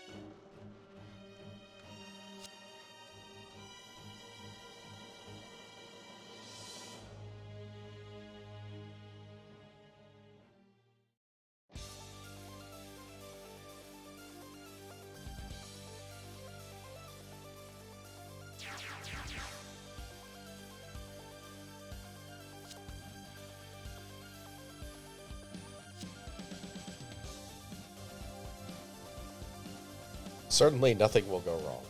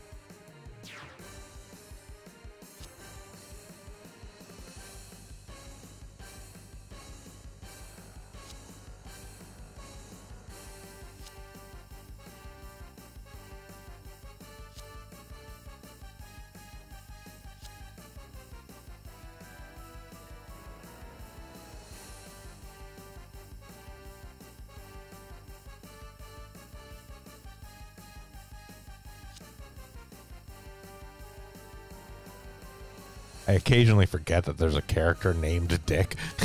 The manga does not let you forget it. Yeah, but it's just like, so he's like, hey, Dick! Like, oh, right, no, he's talking to Dick Ikasaki. I told you to call me Richard. Again, the localization insists on using his first name at every opportunity.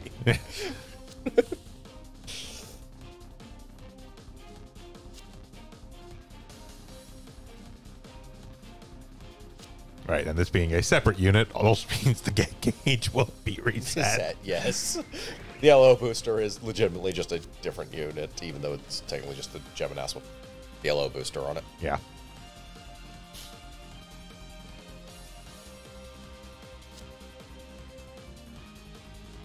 Which also looks great, by the way.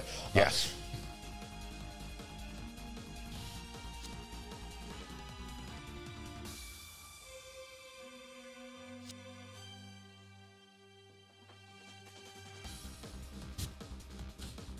You don't get to talk to me about tunnel vision.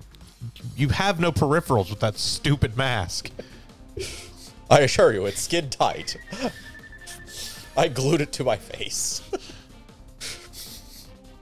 Hot glue was a bad idea.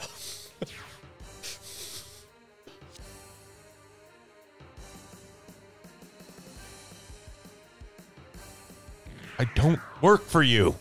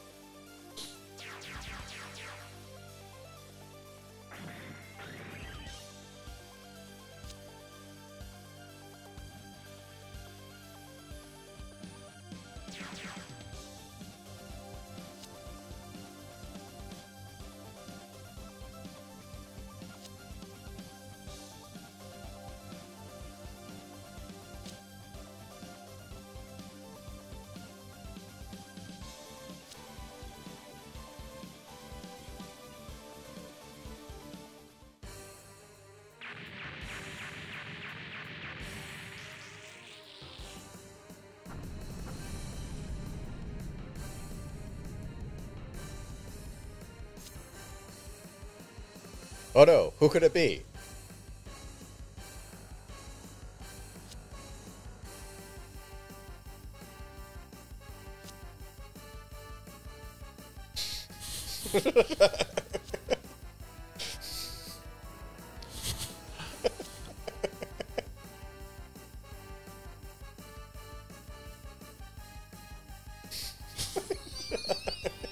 Just so much leading for this.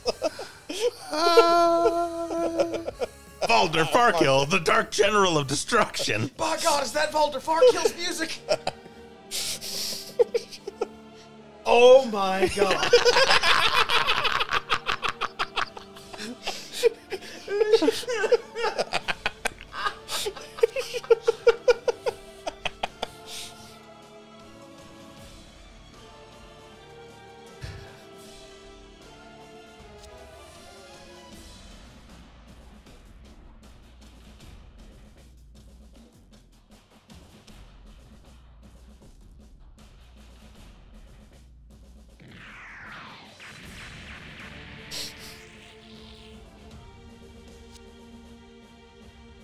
To be honest, I'm surprised. And Broom gets wharfed. Yep.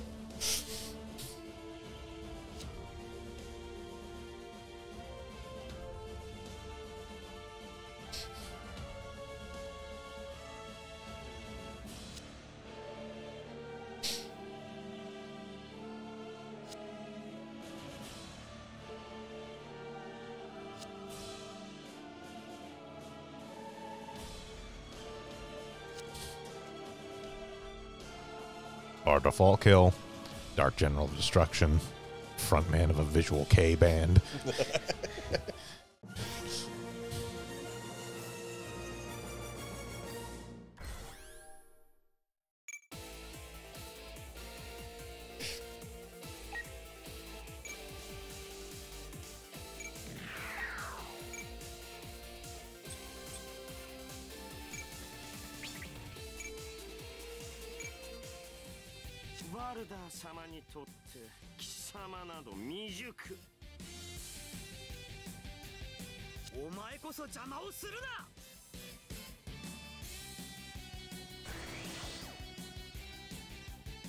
Yes, so this is the Elo booster.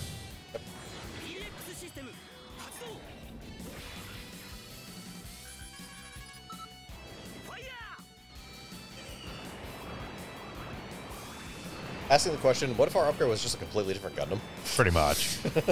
I mean, it is, strictly speaking, technically the Geminasso one with the Elo booster system attached to it, but Yeah. it effectively makes it an entirely different unit. Much akin to the Asclepius. Yeah.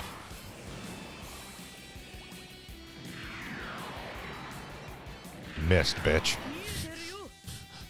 Only without the ability to turn into Crab Claw Xeon-esque mode. Yes. As you don't really see it in this game, but it actually has like a come down over the head type Yes. protective armor thing on the Asclepius.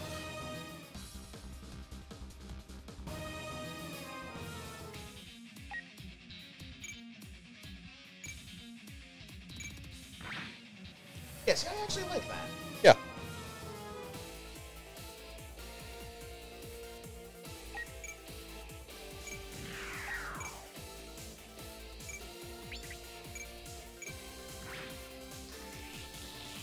Fuck out of here.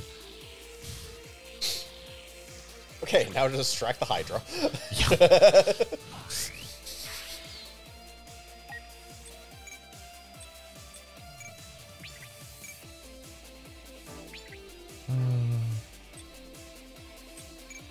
Yeah, we'll start with the PX system. 奴の動きさえ予測できれば。お、面白い。私を捕らえるというのかね。Me, a man whose father was a lion.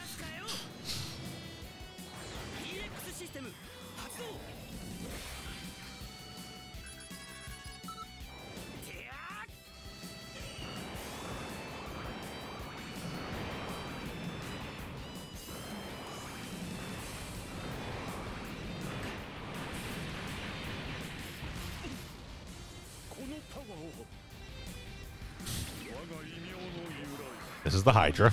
Yep. Has 4 heads. It's Please do not ask why it has the fucking turnaround head thing. I managed to dodge. Yeah. actually pretty impressive. Yeah. It's not actually that easy to not get hit by Volder Farkill. No, he is no joke as a character. Really? Stat-wise.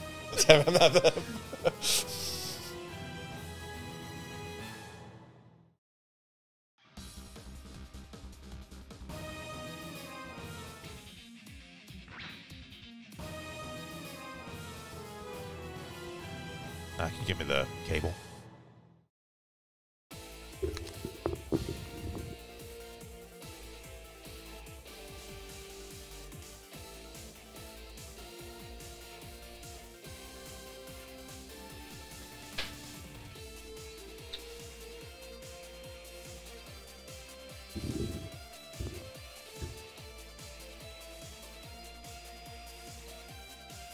Might help if this was plugged into something. Yeah. Probably the wrong cable or...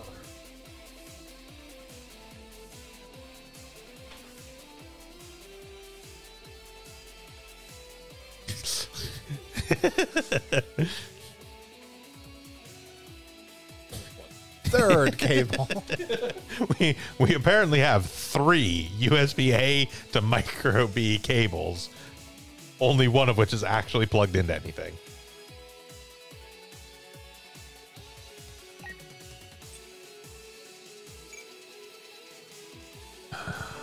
Impressive in a way. And yes, just to show, like, so this thing has close to 300s in all stats, and then Farkill himself has like high 200s in most relevant Special things. ability, Dark General Destruction. Yes. Yes. Which is also really fucking gross. Yeah. 80 extra attack when he's morale high. Yeah. Which will Is come into not play, currently, yeah. but Yeah, he needs things to destroy, basically.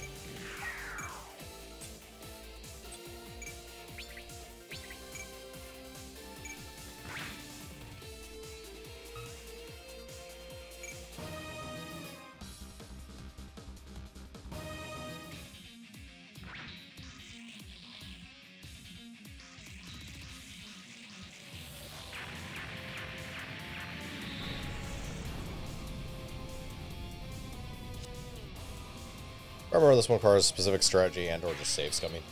pretty I much. presume Yeah. you'd want to go after him first and let... Yeah. Against better logic, I think that actually is the case. Yes, you go after Volder first if you care about saving both shuttles, but I don't. So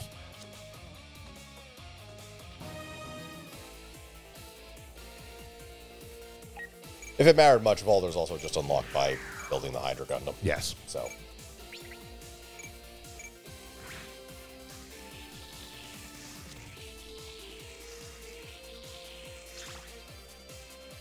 Which, mechanically speaking, is not actually a bad piece. It just does not GPFI very well. No.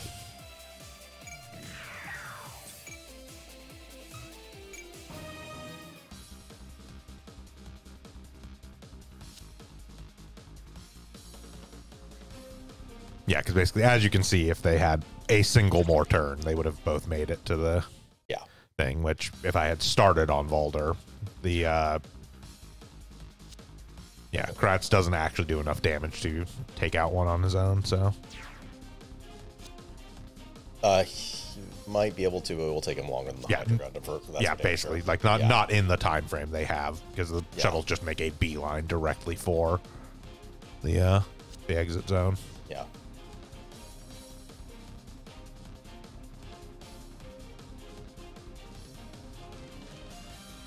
That is a mouthful. It's called the yellow booster.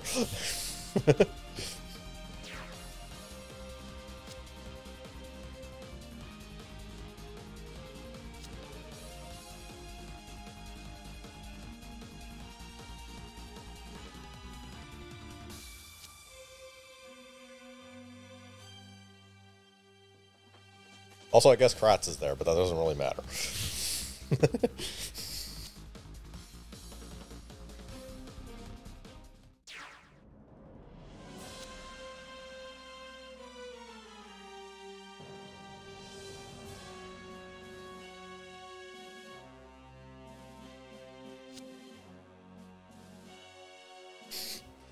If we just saw giant shoulder pads floating in space.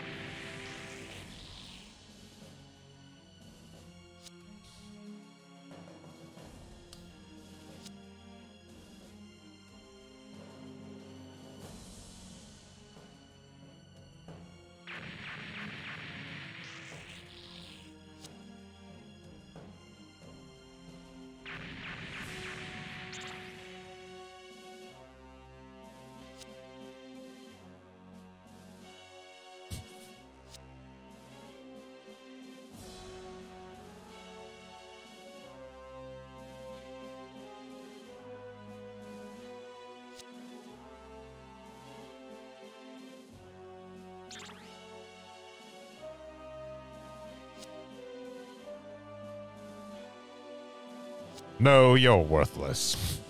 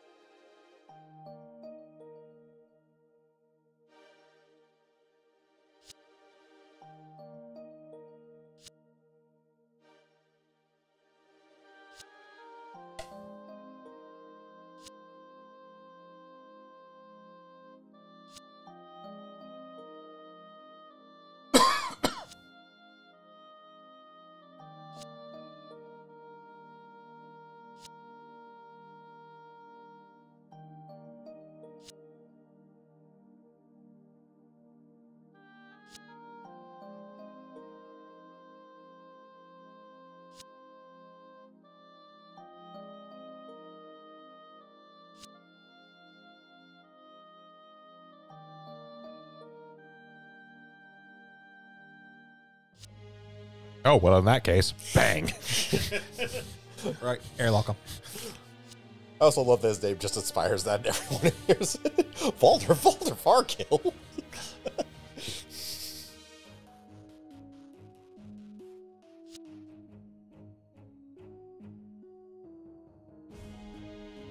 I like how in this game it shows restraint and just refers to him as the General of Destruction when he is, in fact, the Dark General of Destruction.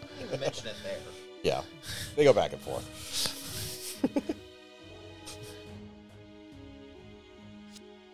It's a separate ranking structure. You know, you have Dark Captain, Dark Corporal. Dark Petty Officer.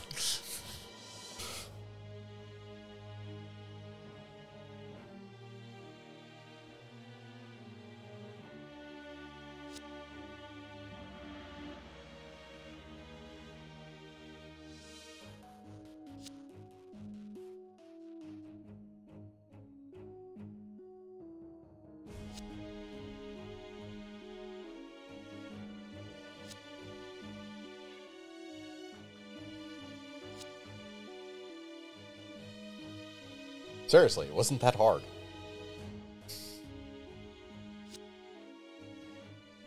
All the hints. Wow, cool robot. He's just wearing a mask. He didn't even change his voice or hairstyle. You've literally grown up with him your entire life. You think you'd recognize him.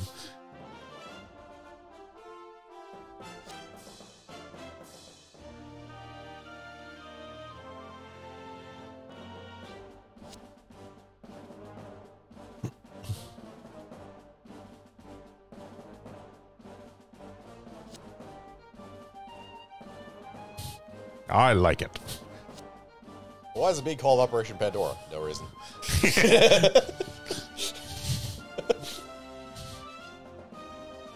I don't know. It sounded cool.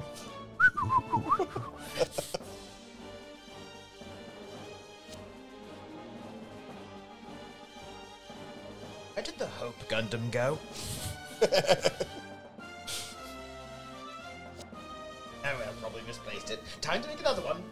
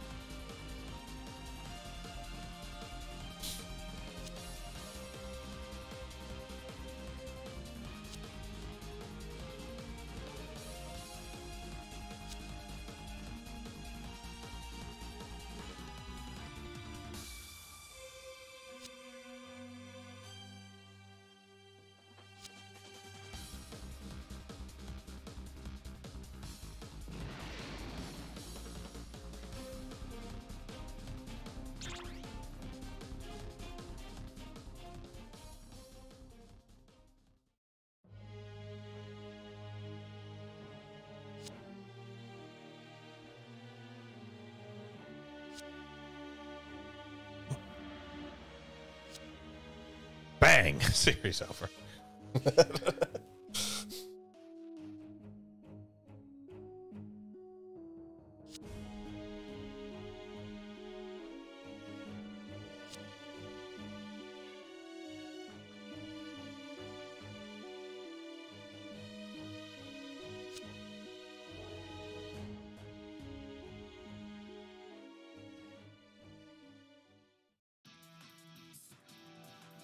As it turns out, Berg built his final G unit long before the series started, and it's just kind of in this asteroid. Yeah.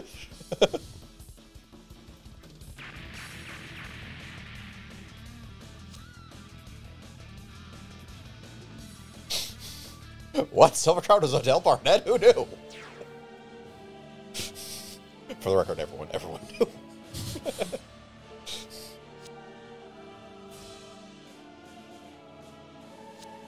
Yeah, I was looking at images of it. The Hydra actually looks much better than the SD form does. Yes. Oh, No, yeah. no, Oh, yeah. the SD does a real bad job on the Hydra just because it's a very dense suit design-wise, so it loses a lot of its definition having to be condensed down. Yeah. I mean, it still has the stupid spinning head It still thing. has the stupid spinning head thing and 4 faces on it, but like even that looks better on a regular size suit Yeah. compared to the. It's an SD Gundam, so its head is larger and just really exaggerates the four face thing. Yeah. You can rue your shallow duplicity in hell is one hell of a line, honestly.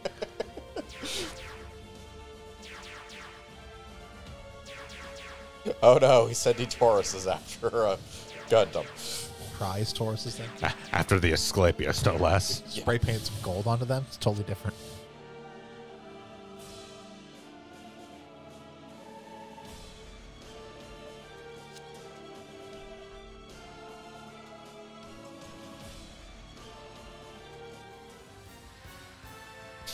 And by hold out here, you mean you also have Just me and all of these guys.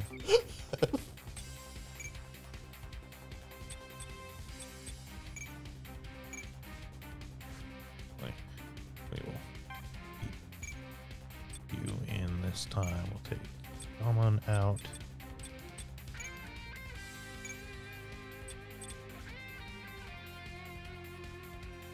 Don't worry, Odell. We, the Frost Brothers, know everything about brotherly protection. Right. To the side, I think this might be at the point where they started using mobile dolls, but I'm not positive. Or they might actually be. No, there's some. No, they're still soldiers. Okay. It is the final mission that has his mobile dolls. Okay. I mean, I'm still using the Aquarius, but Yeah. honestly, just because it's actually a really good unit.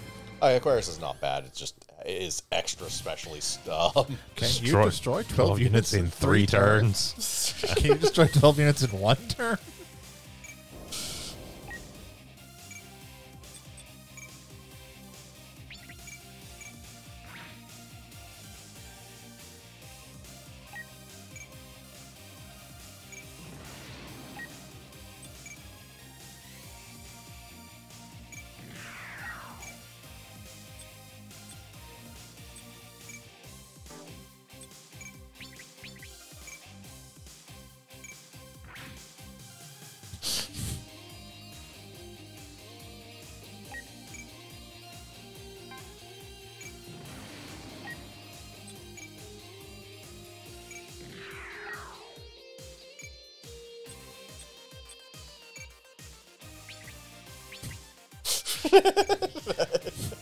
Bye, Kratz.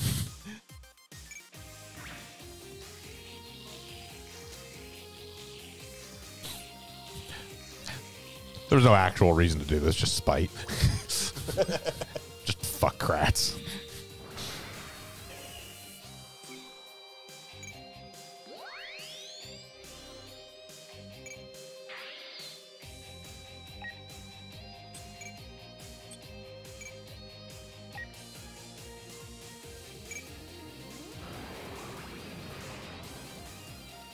Oh, you should have fired it north. You would have hit like. You would have split. You actually would have been in the perfect position to not hit the. Yeah, but the I got my DC, whole get team the up. entire range up top. Yeah. Don't believe you hit your own units in this one. It wouldn't be in the way anyways. He's in the perfect spot in the middle where it doesn't hit.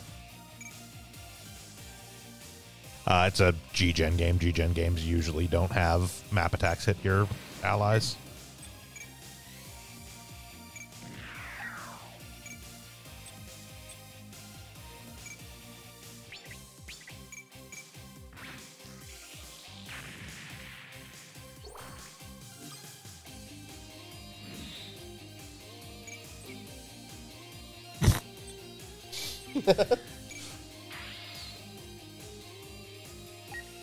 As funny as that would be, no.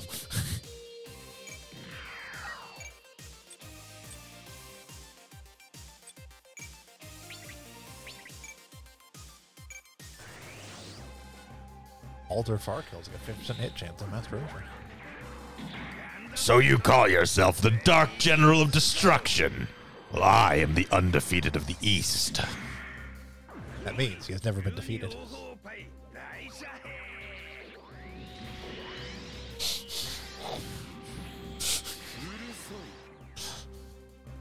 He also dodged. Yep. Yeah. Oh, it's a decent unit being piloted by a decent pilot. It's, Yeah.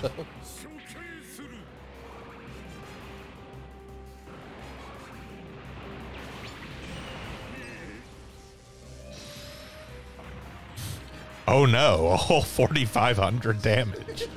If only didn't have 32,000.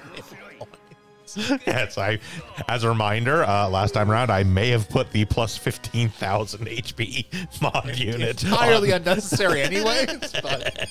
I will also remind you, that thing auto-regens. Yes. Auto regens. Master Asia has a unique character ability that reduces damage he takes by 10%. Like, it's ludicrous. The Master Gundam will, in fact, never die. Even without the extra hit points, it's incredibly hard to take down the Master Gundam with a good pilot. Yes.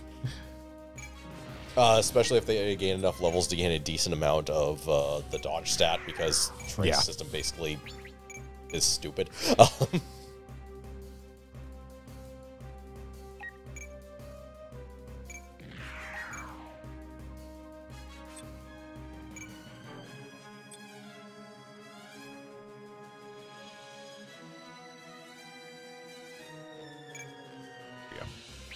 Controller came unplugged.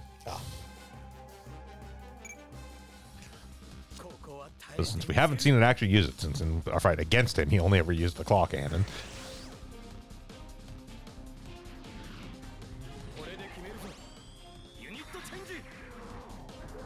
Ah, there we go. Yes. Yeah, it actually turns into the armored defense mode when it does the PX system.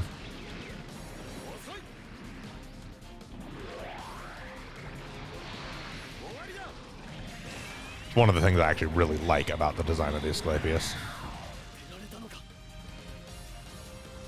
Yeah, they like fold over. Yeah. Yeah.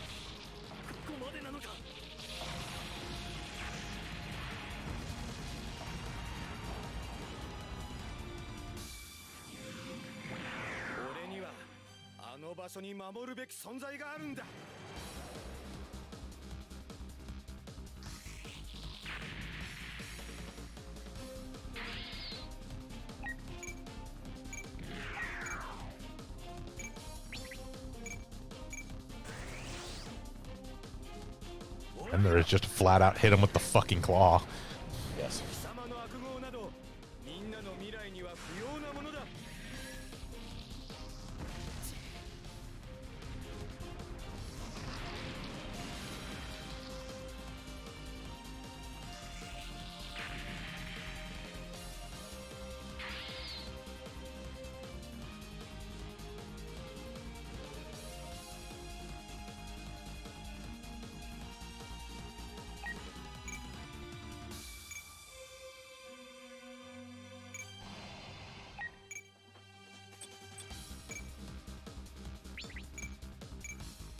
Is this thing's map weapon? I assume just a giant forward firing laser. Good question. Yeah, Yes. pretty much. Yeah. I don't think it even has any special effects. I think it is just a big old fucking fire blast. laser. Yeah. That's most of the map weapons, honestly. Some of the more interesting ones actually do have a effect. But unfortunately, they tend to be attached to, like, grunt units. yeah.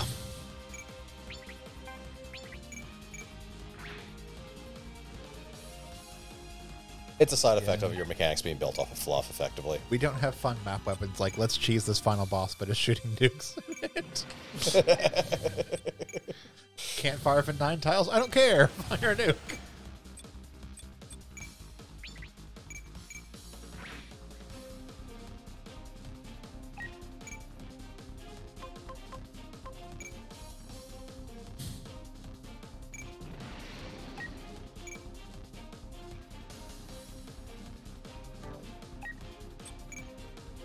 Line up attack? Hmm? Or link up attack. Link up attack, yeah. Yeah. Since we just got the Vidar.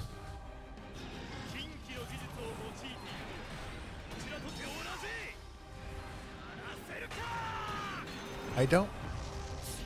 I'm pretty sure that the Tauruses aren't using forbidden technology. Well, okay, if you were told don't do this, it's stupid. That's technically forbidden. No one told them that. That's part of the problem.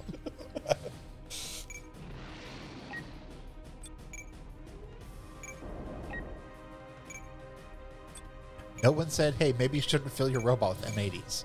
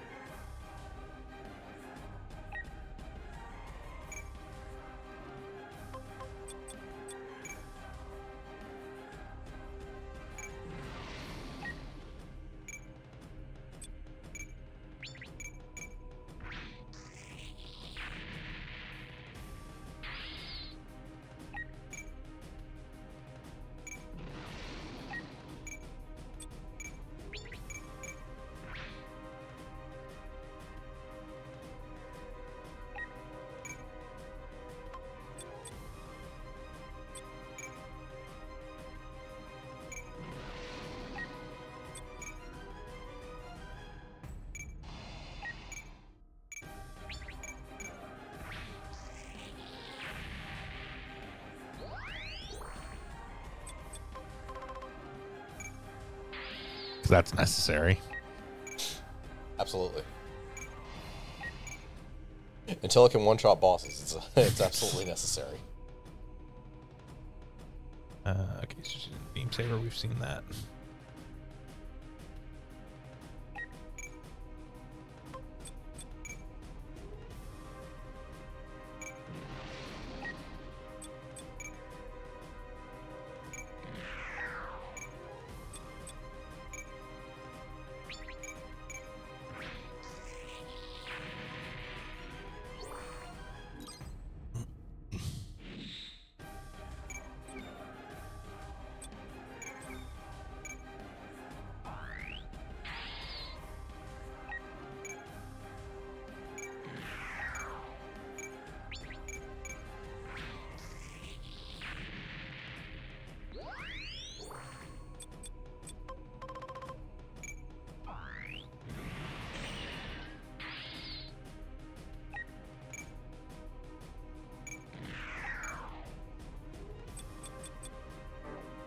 Oh, he's actually high enough to use the satellite cannon now. Good.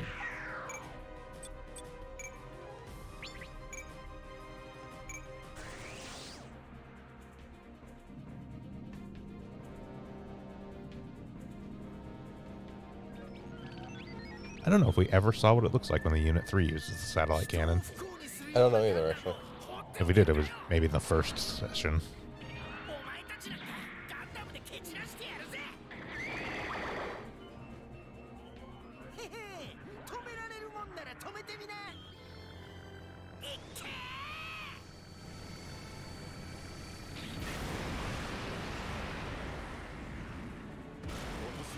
Yes, like it has the thing where like the stuff on its wrists and shit start glowing too.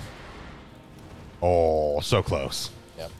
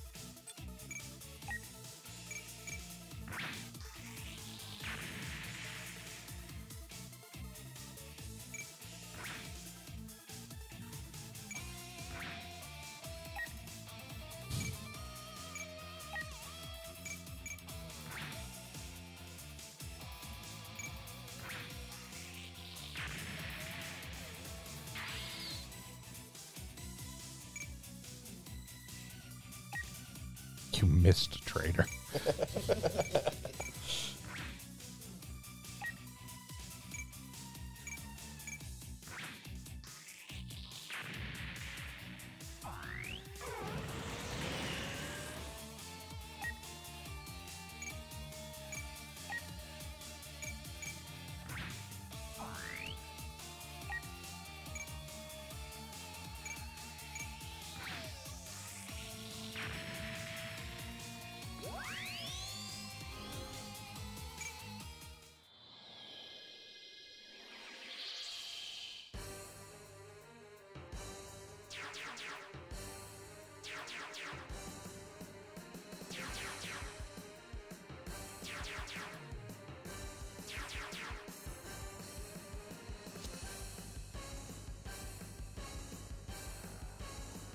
Oh, weird definition of too many.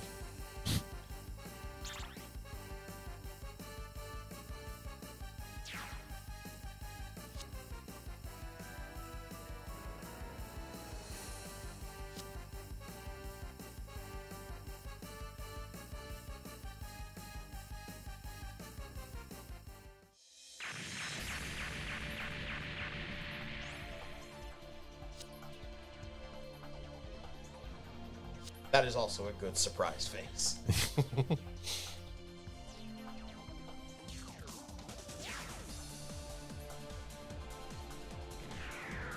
And now we have the Creepy, which is genuinely one of my top 10 favorite Gundam designs.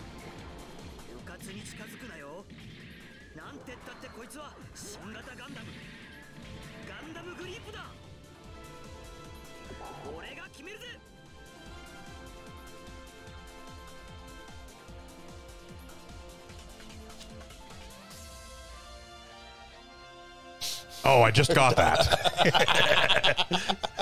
God damn it.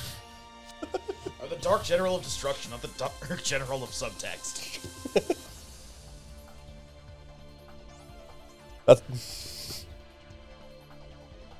That's Vander half kill.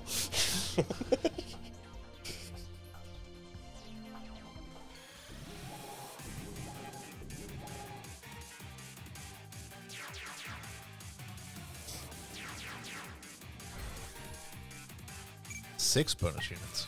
Yep. And Virgos nonetheless.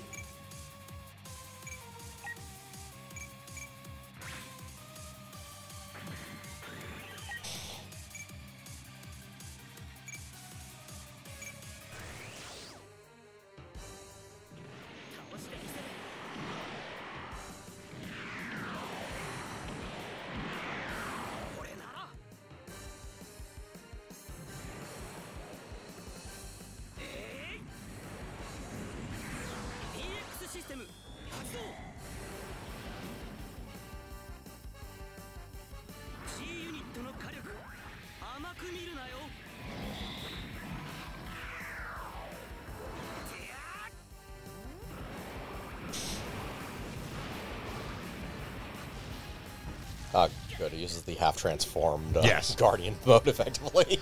Yep. Yes, it is a Gundam with a fucking Garwalk mode. It turns into a big Zam. Basically.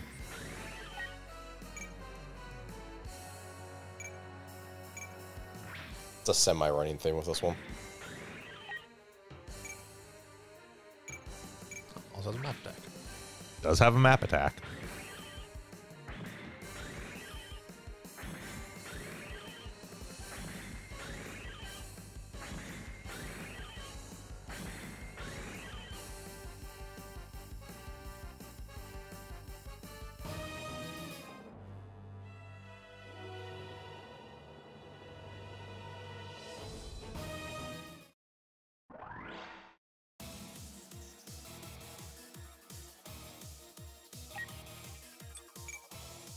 It does not have overdrive, but yeah.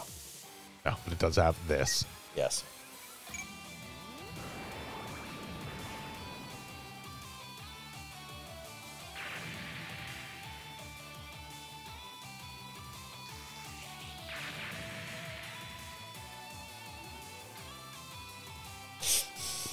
And yet another new unit wrote. Yep.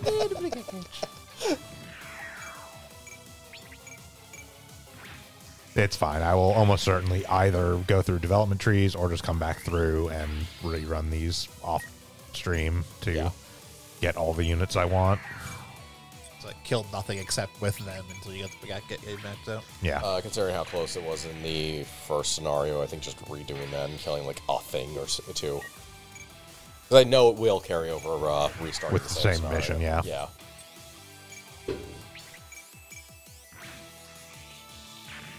That's why I'm also focusing on getting as many kills as I can with the Asclepius here. Yeah. Like, not solely focused to the detriment of, like, getting this mission done in a decent amount of time, but...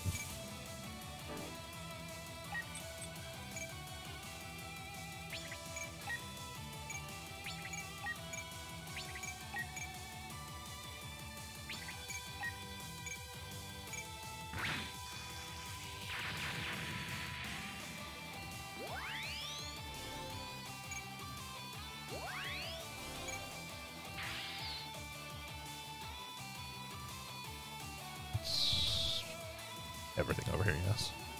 Okay.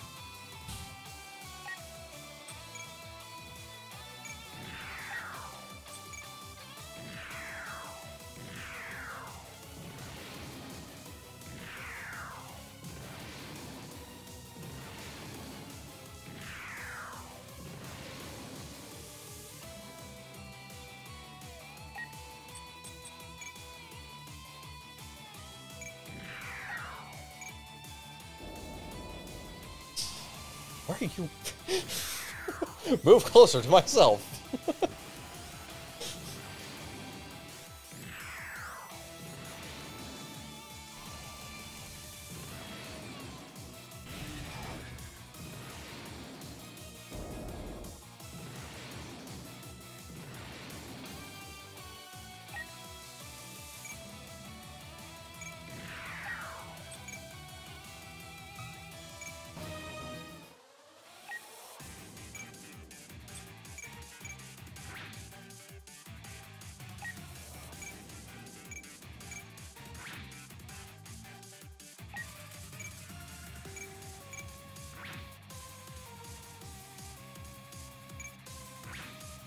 And now, granted, the grape,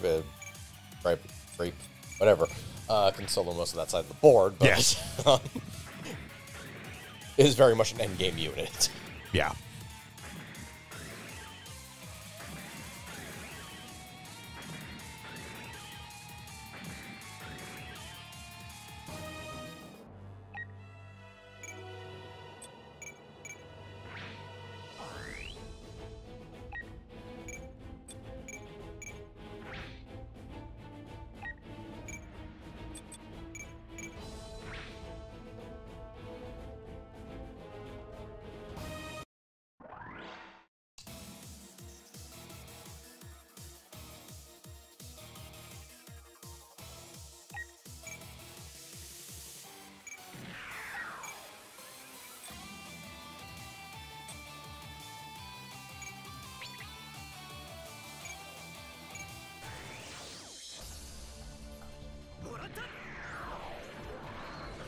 Gundam グリープで決めてみせる。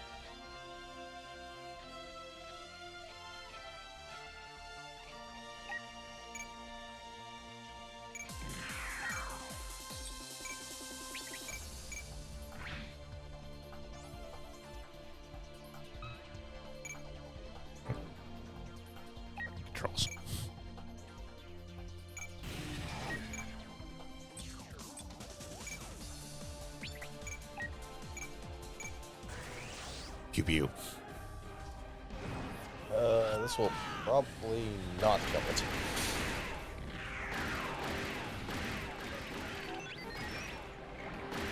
Actually, will almost certainly not kill it. Oh, that did more damage than I thought it would.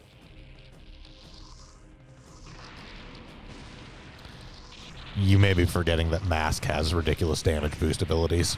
Ah. That's true. He does actually have. Yeah. He deals like 20% extra damage, but takes 10% extra damage. Yeah.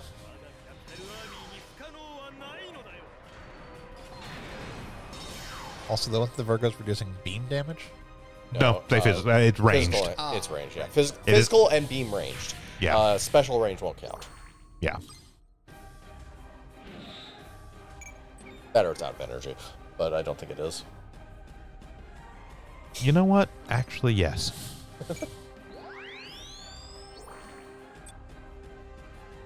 And no, it was not out of energy because it specifically did call out the reduced physical damage.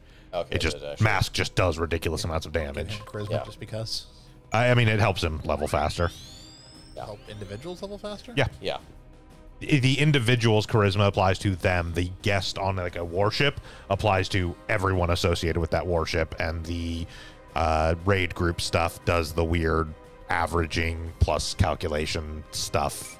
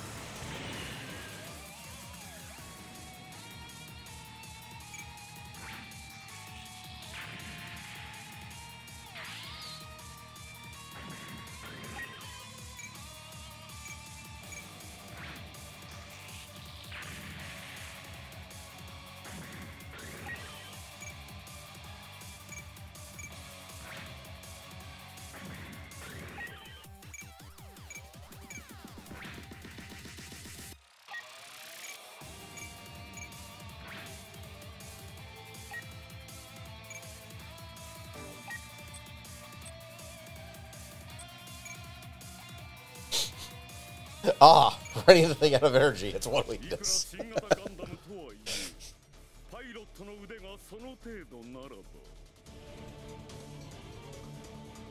なめるなよ。今度はこっちの番だ。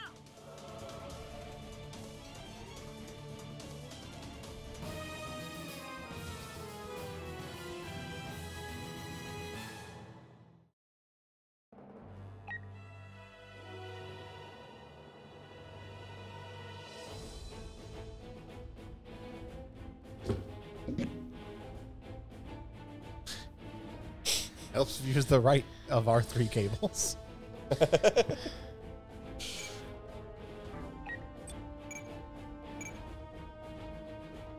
Yes, the Godalaza and its genuine weakness of not having anything you can do at range 1. Yes.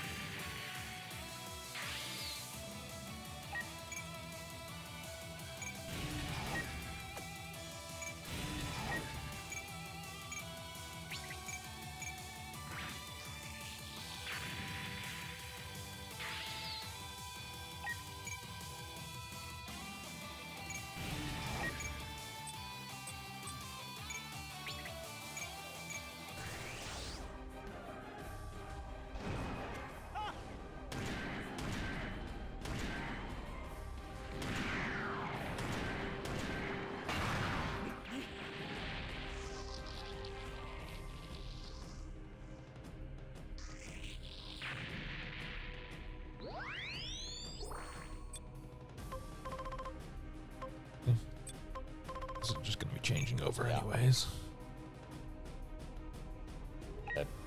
Weapons are cheap anyways. Yeah. They're mostly physical. Yeah.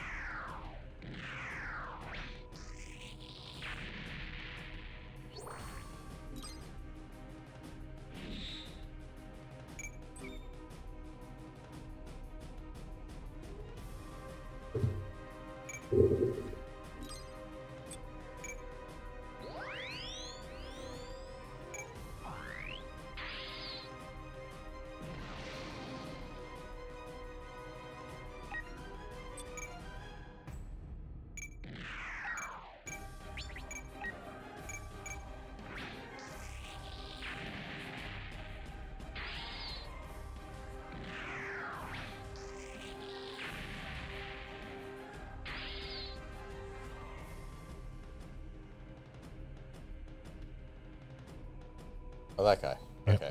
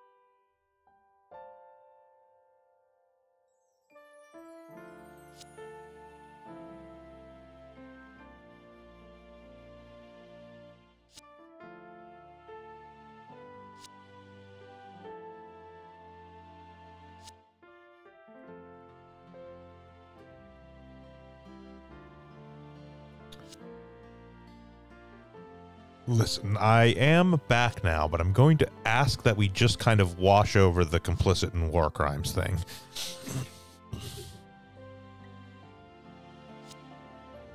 Even if I didn't really know it was going to happen, I did kind of cause those shuttles to stop there long enough for Valder to blow them the fuck up.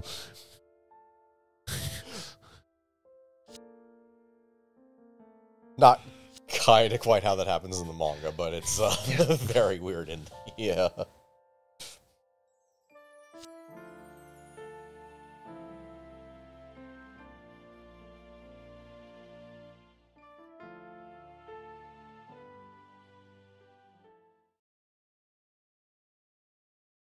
Also, please do not ask me to explain why Dr. Berg's plans necessitated me faking my own death to join the other side so that I could move a meteor instead of just, like, I don't know, fucking moving the meteor. As a matter of fact, just don't ask about Dr. Berg's plans. He doesn't know what they are.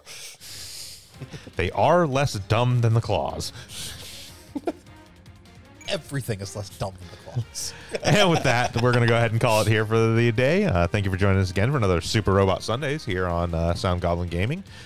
We'll be back tomorrow with something. We haven't quite decided yet. We have a really dumb idea that I'm not sure we're going to go through with, but we'll be doing something in the intermittent. Hunter is still recovering, so he will not be joining us, so we're still putting Poke Mondays on hold. Likewise, Tuesday we'll have something to fill in while we wait for Hunter to recover so we can get back to maybe Fuga, otherwise doing something else, depending on how we feel about pissing furry children. I bet saying we need to do Fuga to find our secret cutscenes. Nope.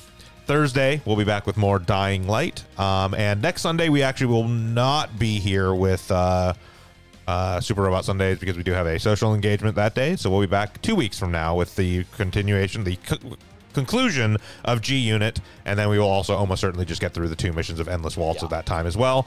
And that'll prep us for Seed in 3 weeks. Until then, I've been Bograt. I've been the Krampus. I've been Shiv. And I'm Vincent. Have a good one, everyone. Goodbye.